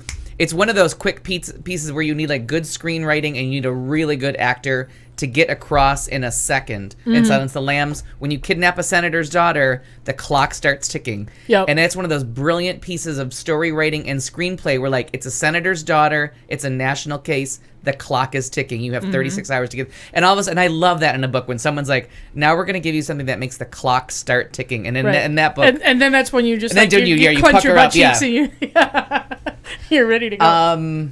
Stephen was banned because of school shootings. It was called Rage. Oh, it was a Richard Bachman book. It was Stephen King under the pseudonym of Richard Bachman. There you go. That's correct. You done? You done now? Yeah. Tom, this is like 20 years ago. I did let it go, but I do hold on to books that I'm going to start getting rid of soon. But because now you have this, and there's no reason for somebody with allergies to keep. Since Oprah had tons What's of His books. Bucket from Amazon on her show, and they announced the Kindle, I haven't bought a physical book since. Oh, I've bought a few. Yeah. Because I went to the bookstore and I don't know how they're making money and I don't want bookstores to close. Yeah. So I bought like the other 2 books by Julie Flynn. Not Julie Flynn, that's my friend. Gillian Flynn. I bought a couple of her books. But I will buy books, and I bought, like, I do try to go there and buy a book because I don't want bookstores to close. And I feel like I buy fun books instead of like, because I made that mistake and record stores books. are gone, and I like to flip through records. You can't physically touch records and see their artwork online. Yeah. You can only read about a book and then read the book, where you could go to the bookstore and look at the jacket covers, look for an interesting picture, read who recommended it. You can see what they're recommending. Like, there's a coldness to online that's really lacking in a lot of things. And record stores is where I lost. When record stores went away, so sad, because that'd be a whole day for me of just flipping through. And what album cover intrigued you? What artist intrigued you? Pull it over. Who produced it? Who wrote it? Who did this? That's all gone. You can't find that out anymore. Well, now they have like 9 million producers and 8,000 songwriters, and it's sampling things from the 50s. But blah, blah, blah, blah. Not the same. Bookstores are just a fun day for me, and there's really so few left that I want to offer them some support. But I'm hooked on the reading on here too. That. No, I'll allow it. Food for thought. We'll talk about it in entertainment coming up. If you haven't heard about it, look up Lenny Kravitz today. Kentucky Sheriff's Office has posted a flyer on its Facebook page asking drug dealers to turn in their competition. Oh, are we going to do a drinking word at 8:12? Oh, you know what? Let's do. Well, fuck. Let's go. The whole goddamn show is just ruined. Let's just do whatever we want. It's time for vacation. Yeah, it really is. It's the season finale, people. The losing what will be the cliffhanger? The losing of the electronic portions of the show throw off everything. So what we're gonna do is we're gonna do this, like this, And now, this. a drink along. Oh, We're hopeful. There you are. We dare you to stay awake during this royalty-free music and to play a drinking game with us. If you are currently or soon to be driving a car, you cannot play. If you are presently the primary caregiver for children and or the elderly, you may desperately want to play, but no. If you are listening from a rehab facility, you are disqualified because you already hit bottom. And that means you already won this game at least once. If playing this game is in any way illegal for you, put the bottle down and make better life choices.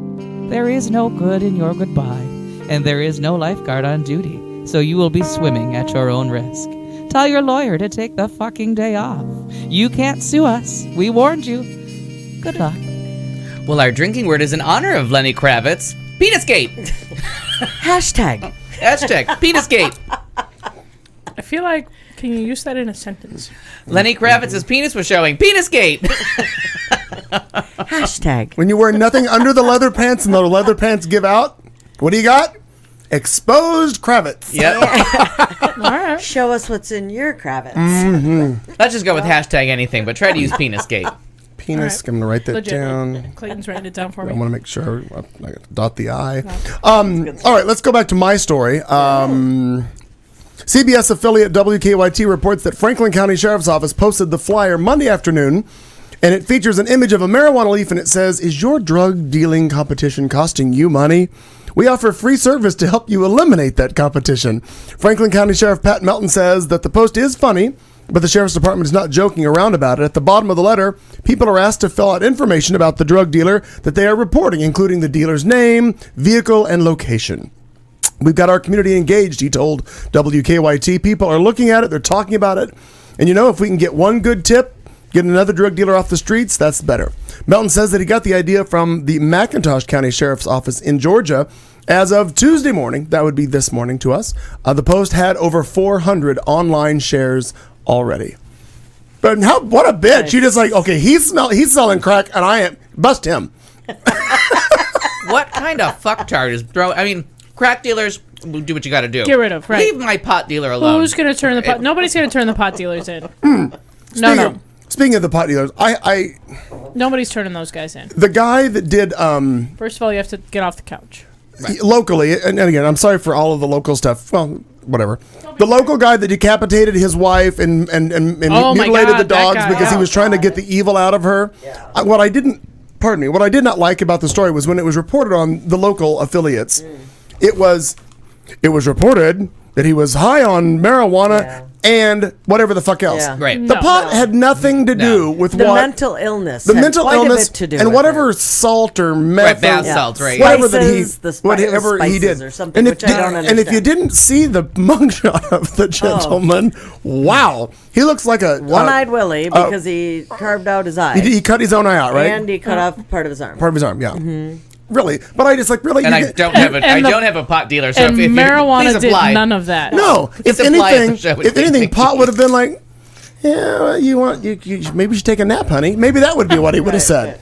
Or would you like a snack? Yeah. I don't think he would have. Does that come with Doritos? He would. Is there a cheese sauce I can get with this? Do enjoy I'm a thinking snack. about enjoying some penis He would, he would not have cut her head off and mutilated a dog. I just thought that was kind of No, I uncalled gotta for. tell you about the Marijuana at all. bitches that are stealing from us. Oh. Can I tell you about this? Please. So they're celebrating on The View, Oh, not that. with pot, but the last 2 weeks of Nicole and Those bitches Rosie. are always stealing from us.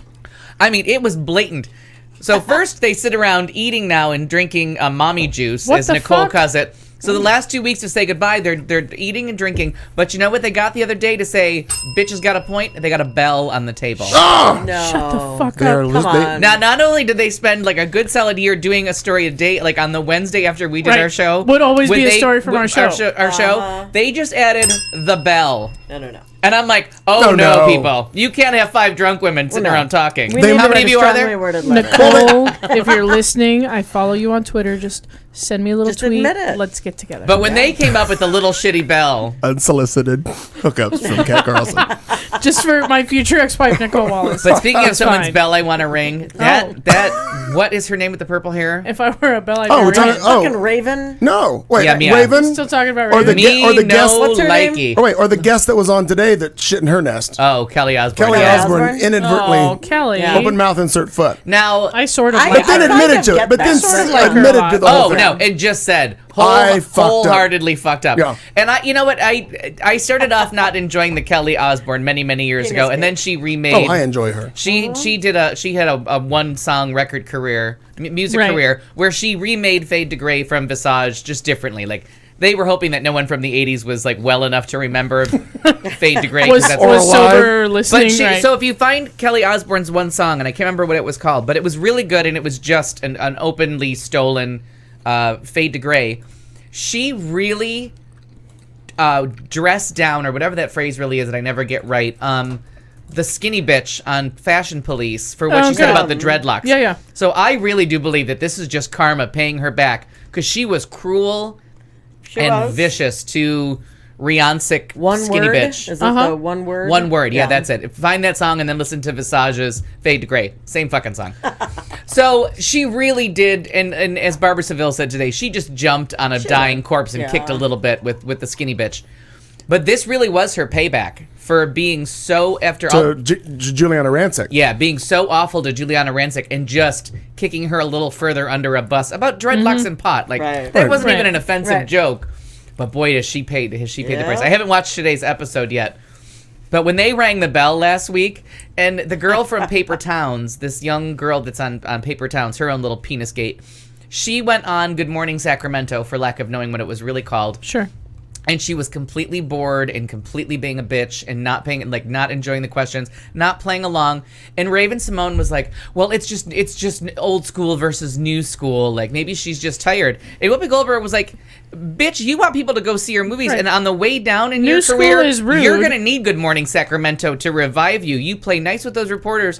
And Mm-hmm. Rosie Perez said the same thing. And even Nicole Wallace was like, I don't know any of you movie stars, but if you want me to go see a movie, don't act like that on TV. Right. And Raven kept saying, well, you know, she's tired, she's famous. And Whoopi Goldberg stood up and she goes, bitch, I'm famous. She's not famous. And they all went around and rang the bell. Like, I'm like, that is it. Because I don't know who this skinny bitch is in Paper Towns, but they said that it's probably going to kill, like, that has gone more viral than the movie has. Oh, and really? people just do not want to see this bitch act. Because they're like, Oh. she looks like Kristen, I have no expression, but a vampire's after me. What's her Oh, name? Stewart? Yeah. Oh, Chris, yeah. Worst actress ever that's Right. ever been born. Right. Even Pia Zadora is not as bad as that cunt.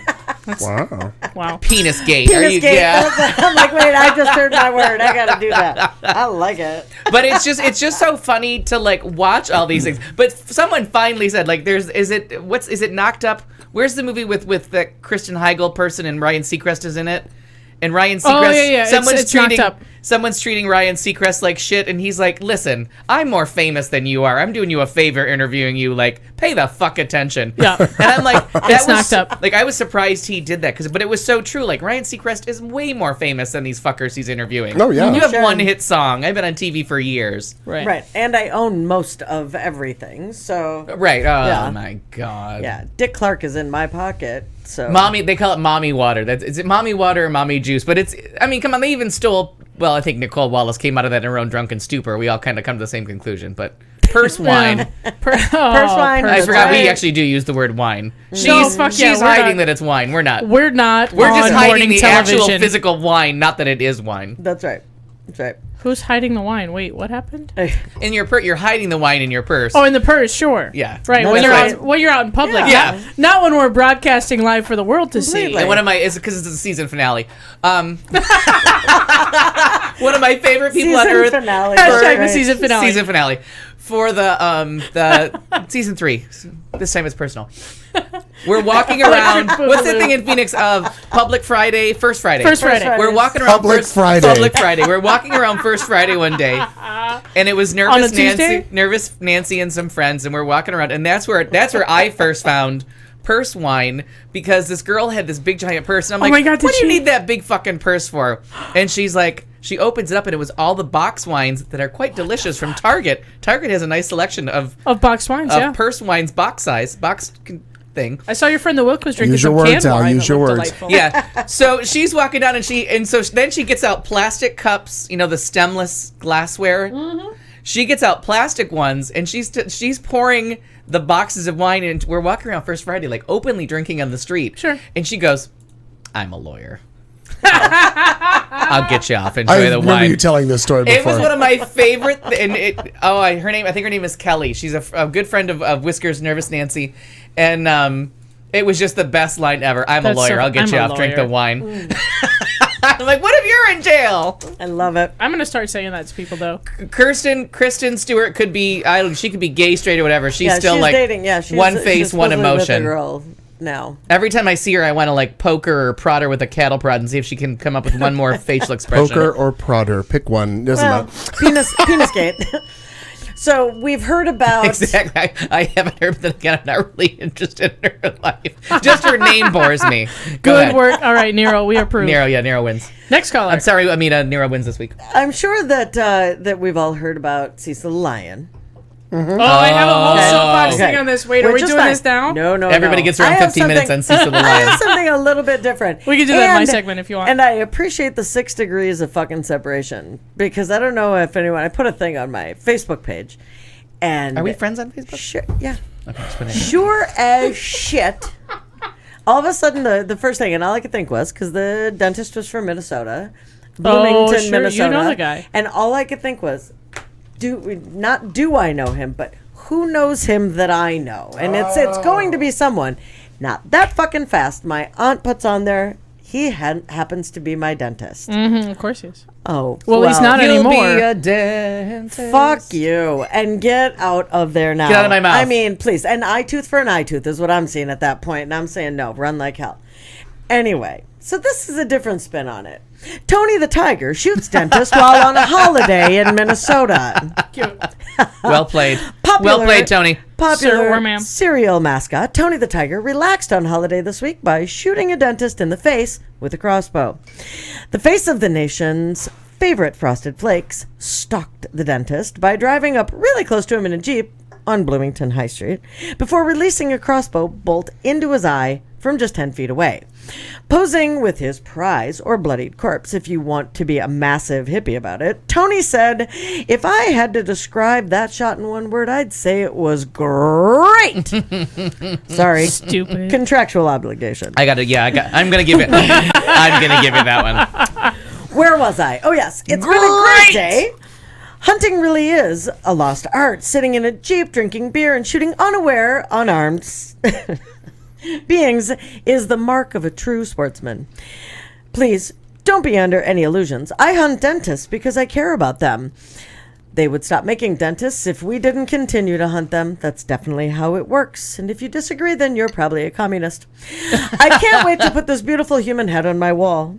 Human rights activists have been quick to condemn Tony the Tiger. We don't disagree that a tiger firing a crossbow is, objectively speaking, incredibly cool, said the HRA spokesperson. But the fact is, killing living creatures is wrong, even inconsequential dentists. Tony the Tiger is not expected to face any charges, as he possesses the correct permits that allow him to hunt humans. Only $500, grinned the Tiger. You people are really selling yourselves short. Now my thing is, we're going to give you like 2 weeks to grow out your nails. That's what we allow.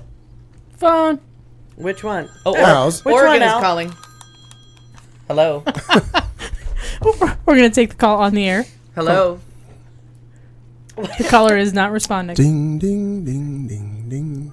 He may already... Oh, good. I can't talk right now. He may already be a winner.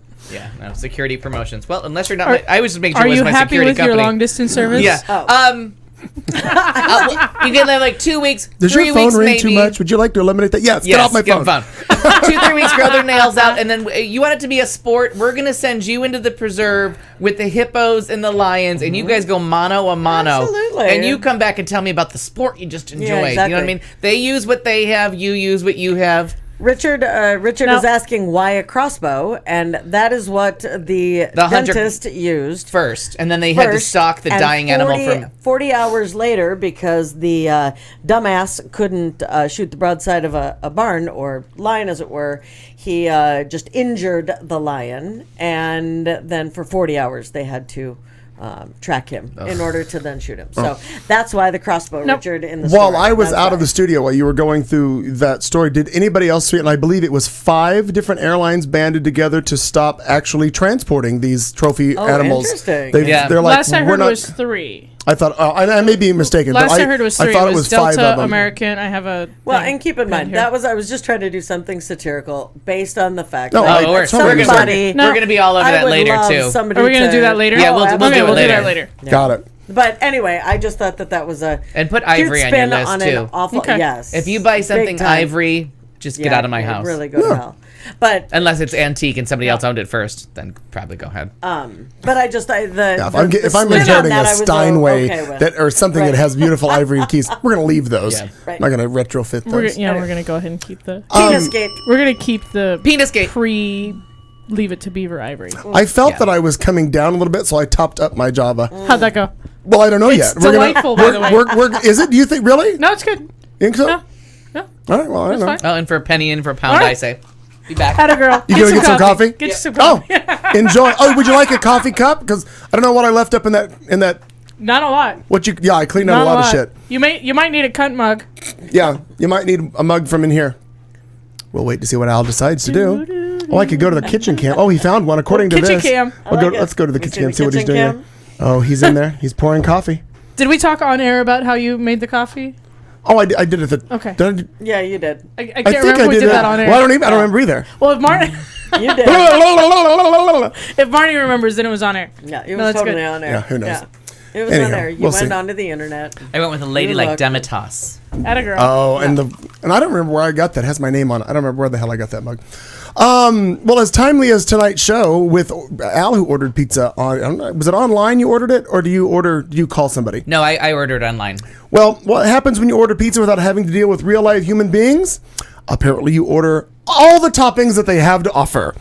People consume more calories and spend more money when they order food online and don't have to deal with the face-to-face embarrassment of revealing their true food desires. This, according to a forthcoming paper in the journal Management Science. The study from researchers at the business schools of the University of Toronto, Duke University, and the National University of Singapore confirmed something that we all kind of knew. We let our guards down online, uninhibited by social constraints of in-person interaction.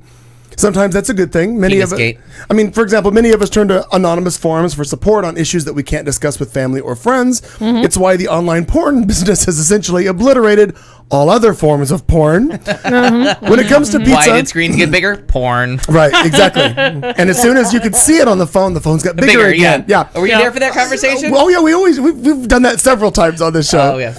When it comes to pizza ordering, apps like Seamless and Grubhub allow us to be our true and reveal our real desires, like half meatball, half anchovy, double cheese with pineapple, and what happens if I just downloaded too. What happens if I also order mushrooms on it? Most of the time, according to the new study, that's going to mean that we get more complicated and more calories on our pizza.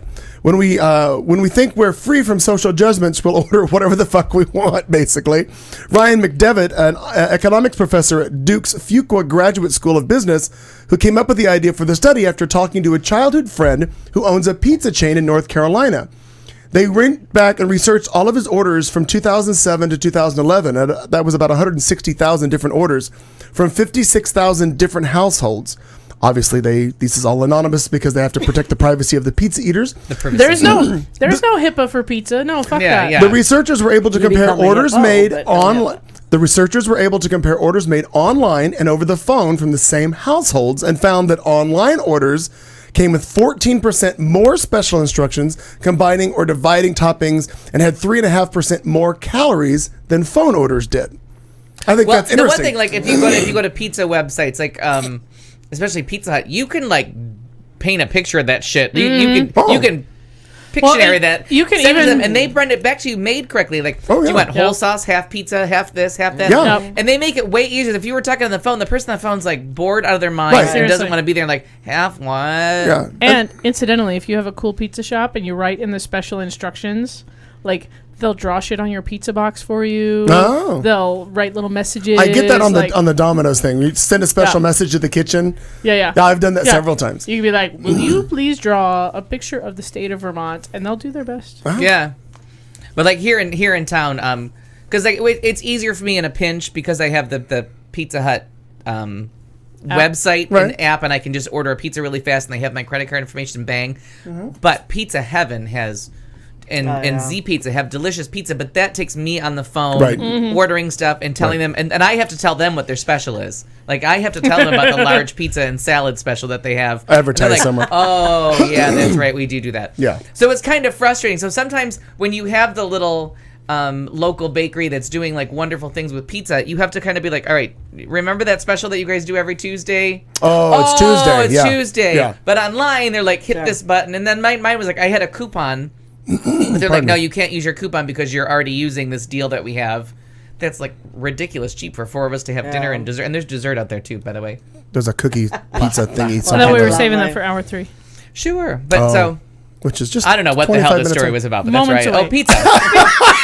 I'm like, I don't know how we ended up talking about pizza, but ordering online Penisgate. makes you fatter than if you order in person. That's basically what it gets to. Yeah. But I kind of don't agree with that because I like what I like. I don't. 3 studies, Al. You're combining 3 studies. I'm just saying, but like that's like when you see Don't that. fight it. Yeah. But when like they had that thing about how Chipotle's is so fattening, well, but I don't order the shit that they're talking. You know what I mean? Yeah. Like, Right. I don't get the rice on my. I don't like rice. Well, and So like once you eliminate the rice and like I don't really need your guacamole on my burrito like that. Oh, what But- the fuck is wrong with But you? you can't. a broad study like that though isn't always going to apply to just Right, you. because Like people everybody say needs, like I can make Chipotle really healthy. Like Chipotle Sure. can be really healthy, but if you try. if you put every single thing on there, yes, you're gonna get a really fattening guacamole burrito. is 75 That's the size cents of a extra. whole person. right, Yes. You know, they're gigantic really big, and delicious. But you can also go there and get it like get the veggie way and Option. get it as a salad, and Sure. it can be very healthy. So when they publish some of those things, and they're like, when you're ordering online, you're fatter, or like when you go to Chipotle, it's the most fattening fast food out there. No, but when they- not if you like look through and pick a little But bit. they off. went through 160,000 orders and found that out of the same households, when they ordered online, they ordered more than if they ordered when they called in. Yeah, but I would believe that they would be pickier. Like that's the part that I would believe with they would. Because I'm with you. No, it's the digital upsell. No, because when you're calling the pizza joint, you're getting an 18-year-old guy who's just standing there picking his nose, going, "What do you want?" and writing it down. Pucky. Right, when you're online, like Thank you, Joan Rivers. there's 100 times that it's going to remind you, "Hey, you want wings? Yeah. Hey, what about this? Hey, what Yeah, about this?" which I don't like, fall there's, into. There's a But- digital it upsell. I have never had someone tell me that Pizza Hut has like cookies, brownies, and everything else. But when you're on that website, God, do you get that screen? 15 it looks fucking delicious, different yeah, times. and you fall for it. I mean, so I guess I did prove it because I brought brownies. Right? Is that what Right. that Wait, showed up sure. with the brownies? something I don't know. It says Some Hershey's cookie and kind it's of a like, thing. Richard in the chat room says, "How lazy does mankind have to be to order takeout food online?"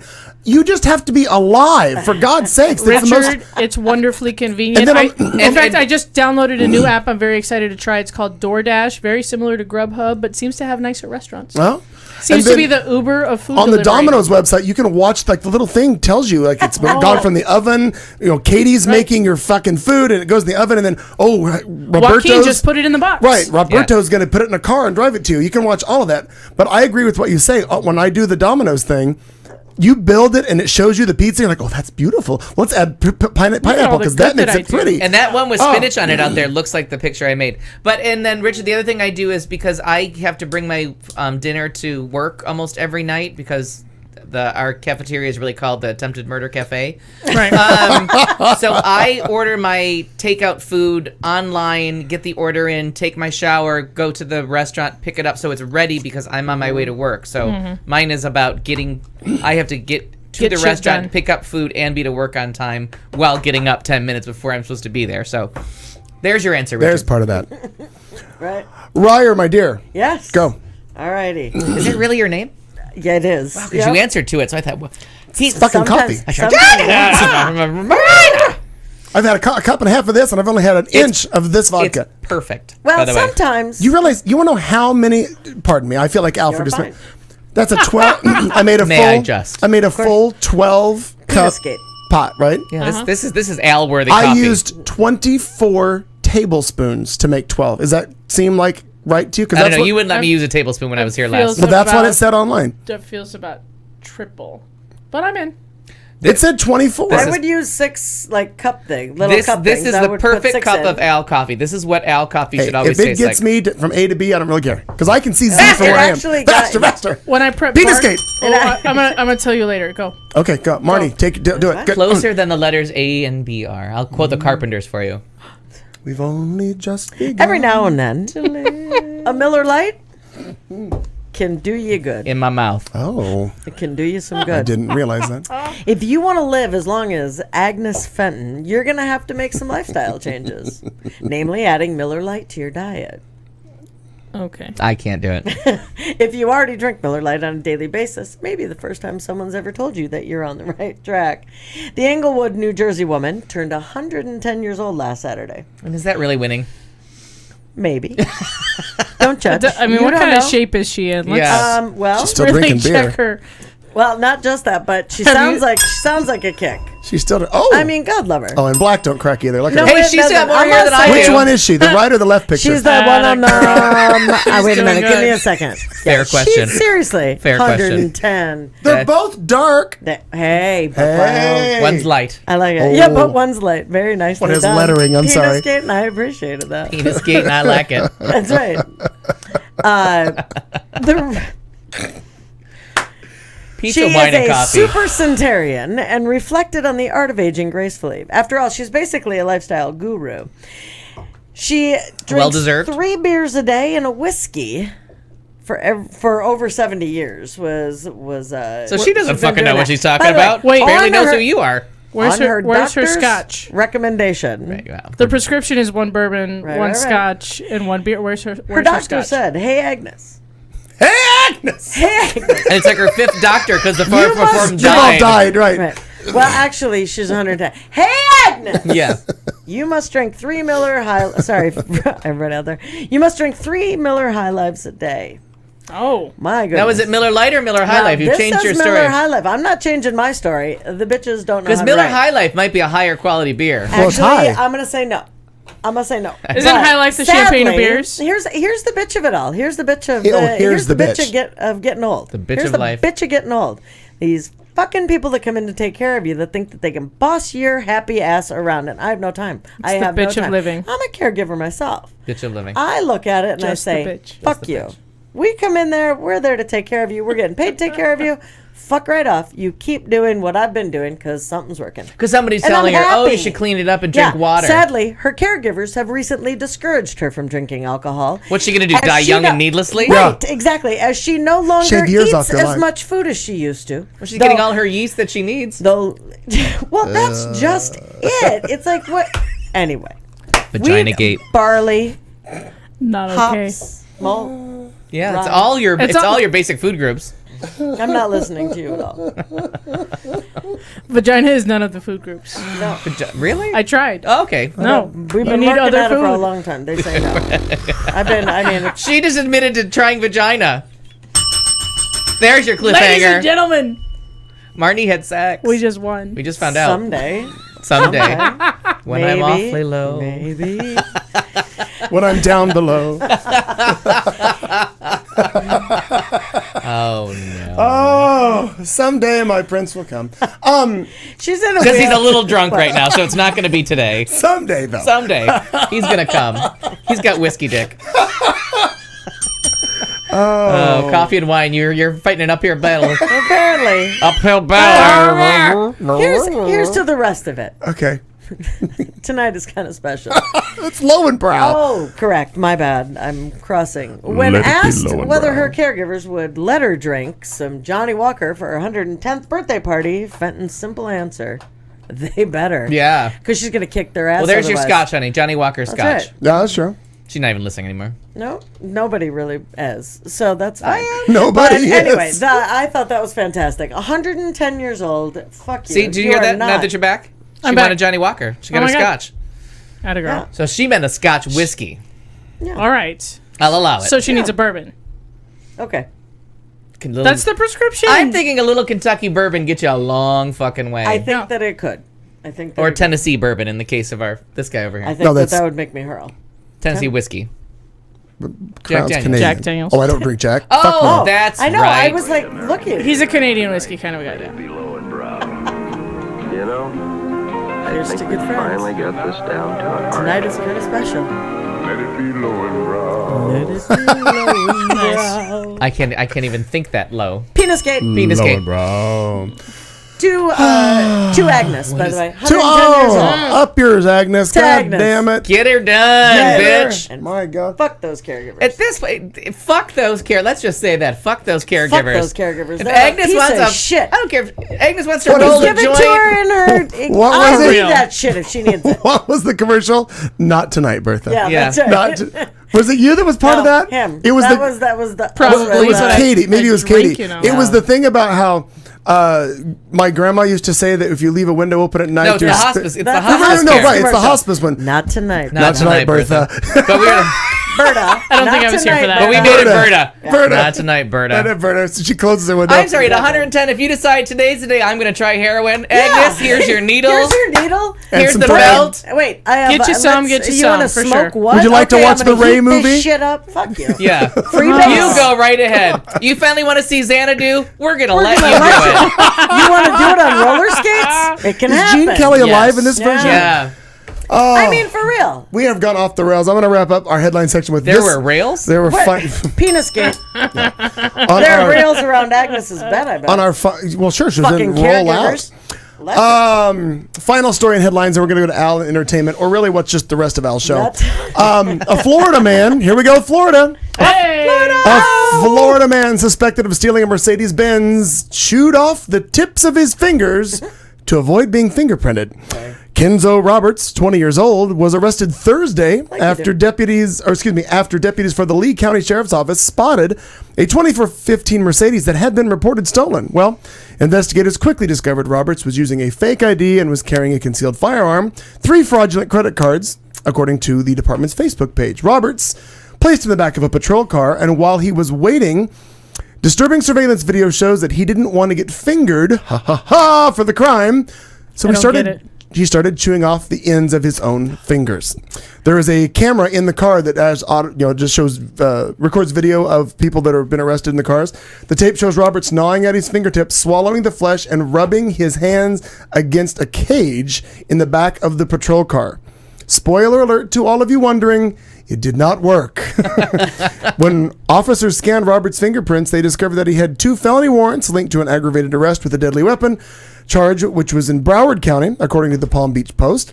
Roberts was charged with 3 counts of possession of counterfeit credit card, grand theft auto, possession of a concealed firearm, possession of a what is this? A partridge in a pear tree. No? Possession of a penis gate. In a similitude of a driver's license. I'm going to guess that means a duplicate driver's license. Driving on a suspended license, giving false identification to law enforcement.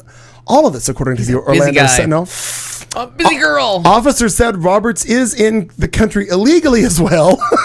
Jesus. Like you do. He remains in custody at the Lee County Jail on what is this? A $220,000 bond. I actually realized I have one more story. Do you? Mm-hmm. Okay. Yeah. I thought we had one. I thought that was it. But Because caller. we never know. It's a season if something finale. Is Who knows where it'll true go? Or untrue. And Who will live going. to see the end of this It's episode? a live season finale. It's too. a Very live exciting. season finale. Because we never Alec know if Baldwin's something almost is here. true or untrue. And our drinking word is #PenisGate. Penisgate. Georgia man cuts off penis to stop masturbating. If you can't grab it, you can't whack it. Paramedics. You were going police to cut her off called. from this fabulous story? I didn't my realize. goodness. Police were called. Who called the police? His penis? Well, if you look Penisgate? at this guy, It was I'm his penis. thinking his penis was like, thank you, Jesus. Yes, it was his twin. In Augusta, Georgia, Paramedics and police were called to Travis Berg's mobile home Thursday night after a frantic call came from his mother saying his son had sawed off his penis with an electric carving knife. Oh, he's been really struggling with masturbation. That's efficient though. Like those fuckers cut through meat like well, look. Like a Ginsu knife. Wow. If you order now. He knows it's against Jesus. He knows it's against Jesus. Masturbating. But has been self-pleasuring up to a dozen times a day. If you're masturbating to a picture of Jesus, then it's against Jesus. He can't seem to find a girl to get his sex urges out on. We've tried Match.com. We even took a drive down to Tijuana, Mexico with no luck. Berg is 52 years old, and he believed he'd go to hell if he didn't stop masturbating. So he took drastic measures by cutting off what he called his sin stick. #Penisgate. Doctors normally would have attempted to reattach the penis, but Berg had thrown his dismembered penis to a neighbor's dog. Hot dog! Hot dog! Here, boy! Here, boy! Here comes the sin stick. Come and get your love.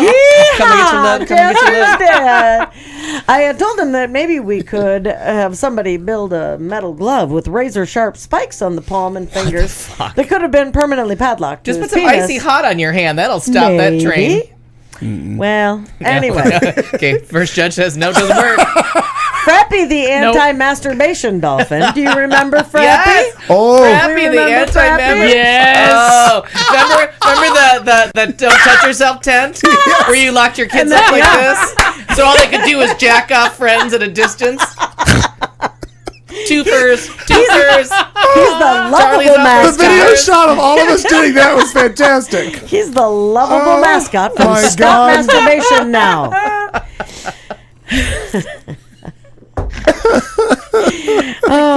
You can't. Yeah, you anyway, personally, in order to stop a deadly masturbation addiction, I would recommend going to the top of a really tall building and jumping off. If Jesus loves you, he'll catch you and fly you to heaven. That's fair point. If he doesn't love you, you'll fall to the ground and die. Praise Frappy. Praise Frappy. Praise Frappy. Praise him. I'm not even sure. Penisgate. Penisgate. Well, before I do what I now know, I just figure if you're so down on masturbation, you're not doing it right. Because, but the third time you're like, this is a fine hobby. Yes, I'm not mad at it. Richard has in the chat room, that's redefining throwing your dog a bone. I like it. Well played. Penisgate. Wow. I like it. Apparently the audio is I never working. thought she'd be the one to embrace Penisgate. Right.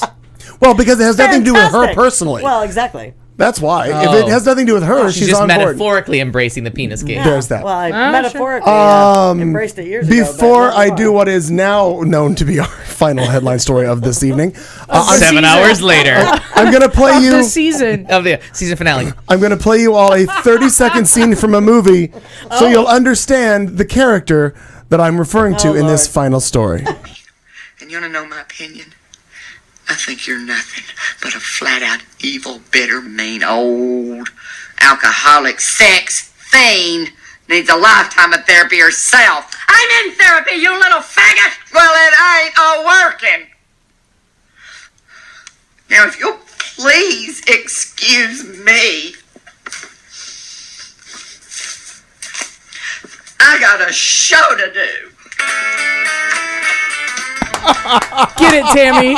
Go on, girl. For those of you who've never seen it or don't know, that is a scene from the movie called Sordid Lives, which is watch it. Please watch it. So delightful. The title of that movie, it says in small print, it's a dark comedy about white trash. I feel like I want to watch it. Fantastic movie. But the reason I play that story is because recently, as recent as last week, 3 men entered a West Hollywood Starbucks, the one right there on Santa Monica across from the gym. Like you do. And began yelling anti-gay slurs at all the customers. They found a formidable opponent in Leslie Jordan, the actor, who you just heard say that he had a show to do. The diminutive character, known for his southern accent and roles on TV shows such as Will and Grace and the movie Sordid Lives. Shrimp queer. That was so funny. One of the best moments on network television Timing ever. was everything. Yeah. After the verbal attack, witness said that Leslie Jordan, who is gay, obviously, and followed the men outside the Santa Monica Boulevard coffee shop. When one of the men lunged at Jordan, the actor is said to have thrown his iced tea at the man. Leslie Jordan ran out and told them, he yelled at them, "Get out of our house! Get out of here!" which was a horrible rendition of an accent. Witness Joseph Daniels told KCAL 9, I just think he's a Southern belle that just snapped. Sheriff's deputies arrived on the scene shortly after and questioned and arrested the 3 men, who were later released. A sheriff's office official said deputies documented the disturbance as a hate incident, although no charges were actually filed. In fact, I read that they had actually said not to file charges because he had thrown the iced tea on them. They could actually file assault charges back on Leslie Jordan. So they decided not to file charges and just to get them the hell out of WeHo. Jordan's actions have made him a hero to many in West Hollywood. Local resident Patty Arana said he stood up for our community and for all of us. I just thought that was the coolest thing. And I was like, why in all the times have I been in that Starbucks and I haven't seen Leslie Jordan? Son of a bitch. I would love Son it. of a whore. Because the last time I saw him, wasn't I with you? Yes, we saw it At Herberger. the pink. Something about the pink carpet. Life behind the pink rope or vinyl or the... No, Life on the Pink Carpet or something like that. Something like that. But it was really the story of my life, because it even ended with Last Dance by Donna Summer. Like, his last story Good was work. it was very funny, like the similarities as he told his life story, and then he finished his big triumphant thing was all set to Last Dance by Donna Summer. So I'm like, is he really going there? It was a fun show. Sure And he has a fun book too. That has the same title. It was kind of like, it wasn't so much, it was like a reading of his autobiography, which I think was called Life on the Pink Carpet or something like that. Yeah, I think it was. But it was funny. And then he's the one, remember I took the pictures where he was together with me. I did some event where I was in drag as Judy Garland. Oh, it's when I did the TV series with him. The TV series, yeah. And he saw it and he looked at me and he goes, oh, Judy. We took another picture. He was very cute. But anyway, I thought that was cool. Fantastic. He is so That's tiny and he kicked 3 bullies out of a Starbucks. I like it. That's Good for fantastic. him. Well, as we're off the rails, we're going to continue on. I think it's time for Al Perkins and we'll see how shitty this goes. Woo! Hey! I'm on the wrong page, so I'm looking for something else. So we're going to talk about a new cast on Empire, The Real Penis Gate. We're going to talk about the fact that Meryl Streep has a new movie this week coming out, and the director doesn't think she's going to get any kind of an Oscar campaign out of it, which I find very hard to believe, because I think she has a weekly allowance for Oscar budgets. Let's see. We have a show ending that I Theme's over.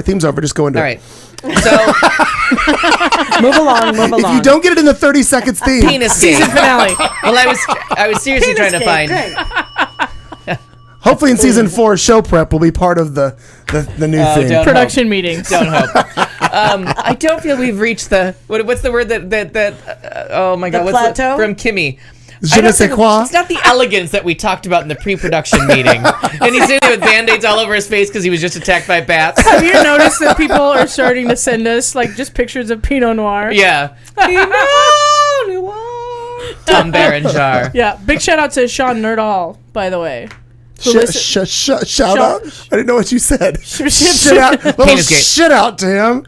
I didn't know what Shout that was. out. Sean listens religiously in his car like I used to. Hello, Sean. And most Hi, recently Sean. sent me a picture of a menu Good that luck featured coming Pinot up. Noir. Pinot Noir. Which you forwarded Yeah, to me. I sent it to you, yeah. It's fantastic. So Key and Peele have decided, at the height of their success, they're going out Mary Tyler Moore style, that this will be their last season. The season that we're currently in will be their last season. All available on DVD. I think they're available on iTunes and Netflix. Just a funny fucking show. I believe they're on season 4 or 5. They do a lot of stuff. They were in Fargo last year together. They do a lot of stuff together. The one guy was nominated for an Emmy this year. The show was nominated for sketch comedy, and the one guy is Obama's anger translator, Luther. Right. Just really, really funny. So if you're already on Comedy Central, because we've been talking about all things Amy Schumer, It's available on Hulu. Yeah, it is. Stick around for Key and Peele. Genuine laughs, very funny, and they've just become a part of they've penis-gated their way into everything. Tom Cruise is back. I always recommend Tom Cruise movies. They are not for video. He is a movie star. He's not a video star. Mission Impossible 5, great reviews, big box office, and has Looks proven like that it's going to be pretty good. it came out last week. It made good money. It made good money internationally, but the reviews were really good because Tom Cruise, whatever you think of him personally, and I honestly, he's the one movie star I could give 2 shits about personally. I personally, I agree. mostly turn off all his interviews, but his movies are good. including Edge of Tomorrow, which had the worst title ever. He's a movie star. But I think on video, Edge of Tomorrow. Which is always like just came out on Netflix, I think. Soap opera. Right, but it's called Live, Die, Repeat. Isn't that what they always call like the soap opera? No, Edge of Tomorrow was the fictitious one that Wendy Malick was on in Hot in Cleveland. Yes, that's and right. It's terrible, terrible. Raven St. Raven. Or whatever. Raven St. Yeah. Terrible title. But on video, it was called Live, Die, Repeat. So it's good, and the stunts are almost always real, and there's people that never believe that the stunts are real, including the building in Kuala Lumpur. But this they did at, I don't think it was at Comic-Con. Aaron will have to help me. Whether they did it at Comic-Con or they did it earlier in the year, where they showed all of the outtakes and all of the different times that the scene of Tom Cruise on the outside of the plane is real and how they filmed that. But anyway, so I haven't seen this one, but I loved Actually, I've loved all four of them, and I always enjoy Tom Cruise movies. So this one's good. Ricky and the Flash opens this weekend. Very excited about it. Meryl Streep and Rick Springfield, Kevin Kline. So, I mean, Oscar winners. Good afternoon, Tomo. Good afternoon. Thanks for joining us. Have fun. Sorry. Thank you, Tomo. Bye, Tomo. We'll see you in September. No, Aaron, Live, Die, Repeat is what it's called online now. Like, if you rent it online, it's called Live, Die, Repeat, parenthetically, Edge of Tomorrow. So, and I think if you buy it, if you get it off of somewhere else, they do it too. I think it's on, I can't even remember. Anyways, so Ricky and the Flash opens they're kind of opening it in like a weird weekend, whether they're taking advantage of like the blockbusters are over. But you have Oscar winner Jonathan Demme directing, Oscar winner Diablo Cody screenwriting, Kevin Kline, Oscar winner co-star, Meryl Streep, Oscar winner star. I mean, the pedigree of this movie is phenomenal. The reviews have been pretty good so far. But Jonathan Demme is like, don't expect an Oscar campaign for her. It's not that kind of movie. And I'm like, she got an Oscar nomination for Music of the Heart, which is pretty much the shittiest movie she's ever been in, and she still pulled it off. So she also has an amazing co-star, Rick Springfield. I know. That plastic surgery just lives on with him. That horrible. God, I love him. I love him. But supposedly the music is a lot of fun. Yeah, that's what I've heard. And I can't remember who pitched the idea or where the original story comes from. But they pitched it to her while she was doing Into the Woods, because I guess the person that came up with the idea wasn't aware of her like early singing career. So when they heard she was Into the Woods, she's like, she can sing, let's send her this movie. So that's kind of fun. I'm really looking forward to that. Community. She couldn't play the guitar though, and she just learned. But she couldn't play the violin for Music of the Heart either. Oh, okay. I mean, I love how you just tell Meryl Streep, can you learn how to do this in 6 weeks? And she's like, sure, I got it. Fuck yeah. I got it. Let's do that. So Community finally comes to an end, and I stopped a couple years ago recommending Community because none of you are watching it, but 5 years from now, everyone's going to tell me like Arrested Development. I found this new show called Community. I almost bought the shirt that said "Nope" for president. Yep. Does that count? Yep, it does. Kind of. All right, good. Kind of. I came that close. Yep. And then I bought the Polar Fay one instead. I like that one too. So Community finally ends. They have said that they all signed 6-year contracts, and the fact that through all this work and all these stops and starts, they made it to the end of their 6-year contract is winning enough. But all of them would ask for more money because all of their careers have gotten a little bigger, that they would not be, no one would be able to finance this show for the limited viewership that they have. But the fact that, and I can't remember who picked them up. I don't feel like going to the article. I can't remember if it's Amazon that picked them up or Hulu or someone picked up Community, and they immediately said, but we'll make the movie, because Ahmed, who's always, I never knew what the expression meta meant, when you're in like a meta episode where you're in a movie or you're in a sitcom and you talk about the fact that this feels like a sitcom, right? You know what I mean? Like you're aware of your surroundings. They call it meta. Well, he talks about how he hopes that their community college goes 6 seasons in a movie. So now they have their 6 seasons, which everyone was amazed by because the show's been hanging by a thread since season 2. And whoever picked them up said immediately, we're interested in doing the movie. Well, sure, because the hashtag's already out there, like the power of Twitter. 6 seasons in a movie. I heard. And then there's a new series out, and I can't remember what it is, but just keep your eye out for Corey Stoll. This is the name to remember for the duration of your lives. He was on the first season and a half of House of Cards. He's the congressman that they tapped to be governor of Pennsylvania. He's Peter, what the fuck? Yeah. He's an Ant-Man. Hot hottie. I think he's hot. Hot middle-aged man. very good looking, and he's having a real. Now there's. I like the quantifier to that. Well, no, because I don't want to get him to get online and think he's going to see a 14-year-old Mexican well, sure, boy. No, that's not. Rude. All right, 14 and a half. 16. Yeah. I skew higher than Carlton does. Carlton's the one with. Really? Yeah. Yeah. Really. No, don't Don't bring the child into this. Yes, that's it. No, I could care less about that. Yeah, exactly. Right. That's It looks like a pier. But he is really, really, really, really Or Al good. with a beard.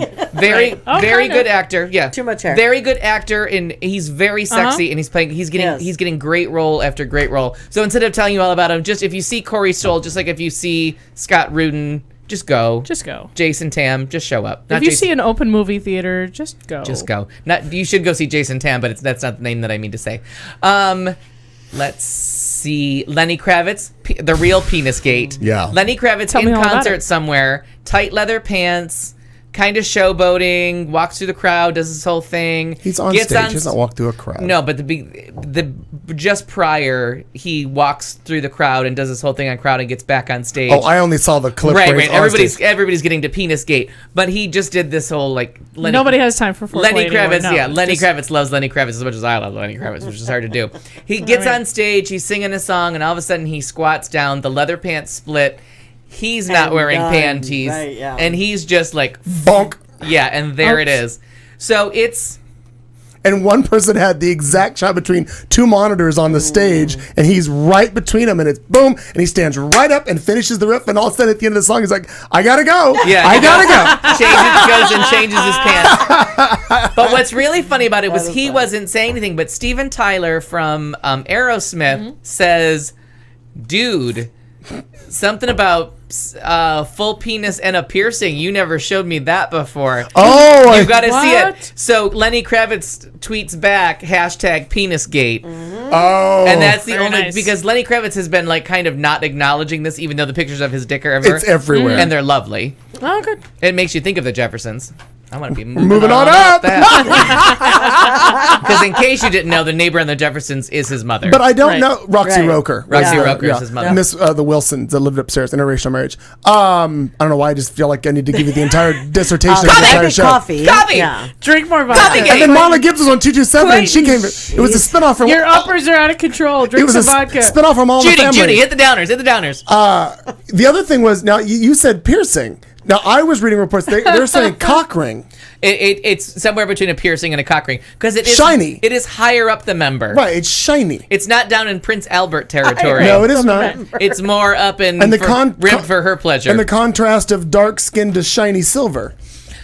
And but a lighter penis, I have to say. Well, it wasn't as even dark they chocolate. tan. It's more of a milk chocolate. It is melts in your Love mouth. of Christ. I studied that thing like there was going to be a test later. Don't And the you song that he fucking doubt me. Sure. And the song that he Still was maybe. the song that he was doing at the time of the rip was American Woman. And those backup girls were just selling that. And all of a sudden he went, stood right Son of back a up bitch. and finished that song. How do I turn safe search off? Son of a bitch. But you got to look through because you got to find here a we site go. that's really going to do it. And so our final thing is Empire Season 2, which is coming on Fox. Dun, dun, And I don't know if dun. they're going to do it as a mid-season replacement yet because it's their biggest show. We're not sure how they're going to do it. But Season I'll 2 be there. cast includes Marissa Tomei, Kelly Rowland, Alicia Keys. gonna say Keys, that too. Chris Rock. There's the new gay character is supposed to be one of the villains, which I don't really love, but because I thought we were kind of past that.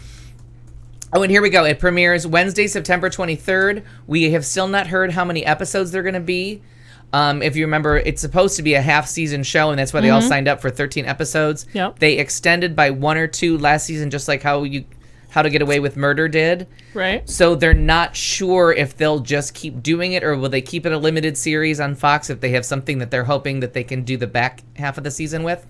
But they're honestly not sticking to it. And you know what? There were so many articles about And what was that on? That was on and it got canceled and Fox picked it up, right? No, Fox did it on its own and it was the biggest hit of last year on. So good. But wait a minute. 'Cause it's good. I swear that I heard that got canceled, surprisingly got canceled. Oh no, I think it was You said Empire, originally- correct? Empire was Yes. originally Not that I've seen it. I just remember hearing that. And you should everybody watch it. It's good. Because Under the Dome was made for Showtime, and then Showtime passed, so they passed it off to CBS, one of their partners. And Empire may have been made for another network, and then they passed on it, and Fox picked it up. Sure. But it was never canceled. It was the highest rated network show last year. Maybe that network just chose not to pick it up, and it didn't just move. Because I remember hearing something, and I was like, it's the highest rated show. Why would they not pick it up? But you never know. Like, Kimmy Schmidt was really meant for NBC, and NBC passed on it because to Inside Baseball, they felt like we've already wasted 7 years on a show that very few people watched, that the people that did love it and it won lots of Emmys, we need ratings. Right. And then they passed, and it was like halfway through production, and you can tell when Kimmy Schmidt goes from we mean to be network to all right, it's us. No one's got their hands on us. We can do whatever we want to.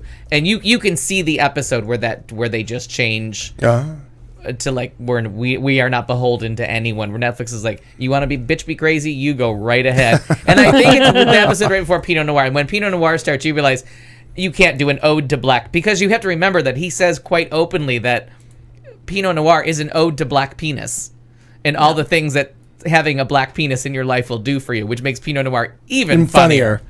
Mid-size car.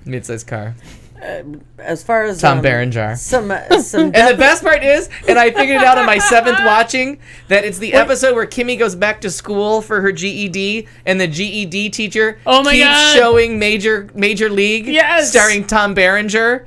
So when they're doing the rhymes and he goes, Tom Berenger, and you're like, oh my God, this whole episode is, and you didn't get it either. I didn't get it. It is the most little inside joke of like, how did you come up with Tom Berenger? Fantastic. Because he's in the whole episode as all the lessons they're learning from Tom Berenger. So clearly it's not stated, but Kimmy went home and told him about going to school and watching Major League, and he found a way to get Tom Berenger back in the sun. Oh my God. Tom Berenger. So goddamn funny. I made Tim watch it the other day because he was like, we gave up after like episode 4 because it really wasn't our sense of humor. That's fantastic. And then I seriously was like, it's my 8th or 9th time seeing it, and I cannot stop fucking laughing. Roseanne Barr, Midsize Car, Malamar. Anyways, so that's it. I don't even know who you are. I think that's I don't even know. You know who you are. I think that's it for entertainment. I had a question though, in case you have it. Please do. We have not touched on Death in a long time, and I didn't know if there were a couple deaths. One that I was not aware of. Go ahead. Finish my question. Yeah. Do you have an update on Rhoda Morgenstern? Well, luckily, Rhoda Morgenstern updated us on Rhoda Morgenstern. That's what I thought, but I didn't read it. She is doing well. She is not in a coma, but This is actress Valerie Harper, for those of you. Actress Valerie Harper was doing a show. I want to say it was called Nice Work If You Can Get It, but I may be incorrect on that. Oh, is this an on-Broadway show? No, it's in a playhouse in Maine, starring Sally Struthers. Mm-hmm. Her character, a smaller character, comes in the second Anybody act. smaller than Sally Struthers. I guess it was just before. Exactly. These biscuits are delicious. You just keep sending food. So, she was rushed to the hospital. She was not feeling well before. I think it was opening night.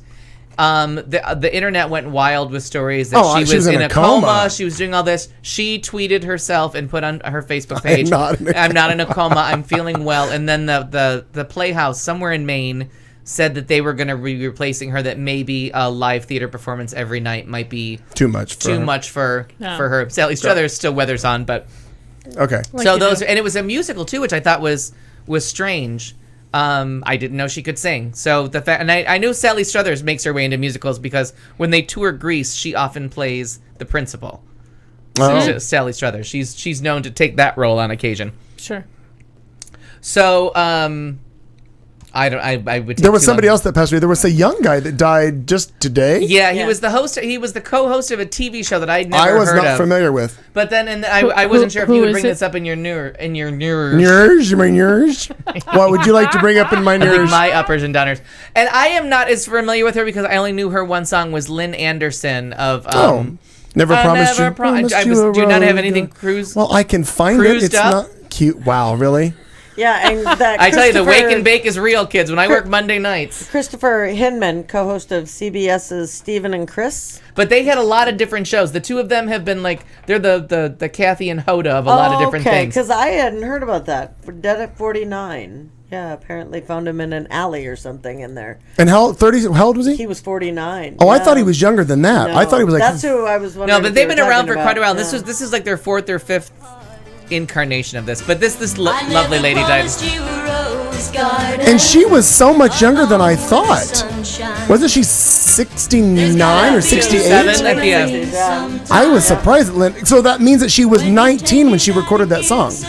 I did the math last week. Thank you. It's good math. Yeah. Yep. And then what was interesting is I had just heard that she had died. It came across my my feed on my phone, and then my friend Duke back in Missouri, he texts me, he goes, wasn't there a remix song using Rose Garden in the 90s, and it was Con-Can. They did I Beg Your Pardon, parenthetically, Promise You a Rose Garden. Right. So I dug that up on YouTube and sent him that link, but because I used to love that little deal. But if you were willing to do Tammy Wynette in drag, you had that queued up next. Like anybody who was doing Stand By Your Man had that ready. The first lady of country music. Yeah, I'll have you know. Tammy Wynette. Tammy Wynette Spoke to me. Just can't even rest in peace. It's available on Netflix streaming. Sorted Live. I have it on DVD. Oh, it's been on Netflix. It's been on Netflix streaming for a long time, and I queued up the fact that it's one of those things like Arrested Development where I start laughing so hard I fall asleep. Because I usually like lay down like, what am I gonna watch that's gonna make me comfortable, and I can just, you know what I mean? And I know that I'm trying to go to sleep, but I put on Sorted Lives, and first you have to get through the boring therapy session. The first 5 minutes of therapy is kind of rough. But the minute you meet the family and they're all sitting there snapping the thing, it's called aversion therapy. You're gonna have to look it up. Put down the lighter fluid. You need your legs. You need your legs. It is the middle of August. Why would she want to be married in a mink stole? I just start giggling and laughing and become so content with life in general that I'm at peace to go to sleep. And I'm gone. And there are so many movies like that I put on that I'm like, I'm going to watch this, but I'm just so delighted and at peace with the world that I just go right to sleep. Fantastic. So, there it is. So that's yours. Kat Carlson, would you like to do anything with regards to a segment or talk about anything? No, she does. We still haven't gotten to Cecil. I mean, we haven't gotten to the lion yet. I want to address. Debates? Here's where I want to start. I want to address the chat room. Amina has been posting about every 38 seconds about. Bye, Amina. I agree. Is she leaving? Yeah, now she's leaving. I have Amina! it up too. Oh. Harry Potter and the Cursed Child. Maybe she'll download later, we hope. She's been posting Harry Potter and the Cursed Child every 38 seconds. And so I finally, after the 45th time that she posted it. We all have to understand that we don't live and die by the chat room. We're very because busy. Sometimes we get boozy or coffee-y, and then we just take on our own. We're very busy. We got a lot to do.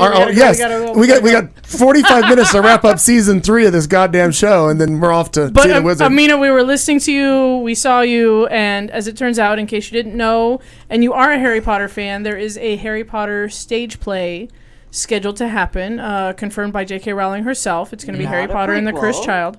No, all I know is that it's happening and is happening in London next summer.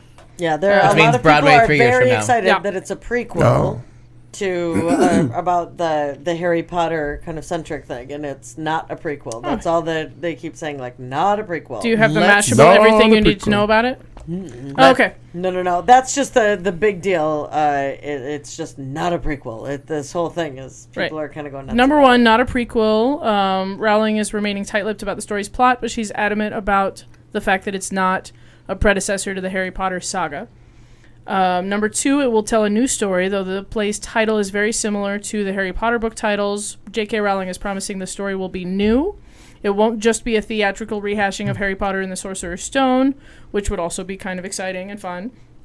U.S. She's fans, gonna milk that cow till it's dry. Let me tell you. Fuck yeah, I would too. Oh yeah, please. Oh, seriously. If it I'm works, trying to do it figure to out death. a way to milk this cow. I learned that from Dolly Parton. My mom always told me, if it works, do it to death. Yep. Number three, U.S. fans will have to wait for now. The show will be opening in London next year, and there have been no announcements for it coming across the pond. If it makes $2, it comes across the pond. Well, sure. $2.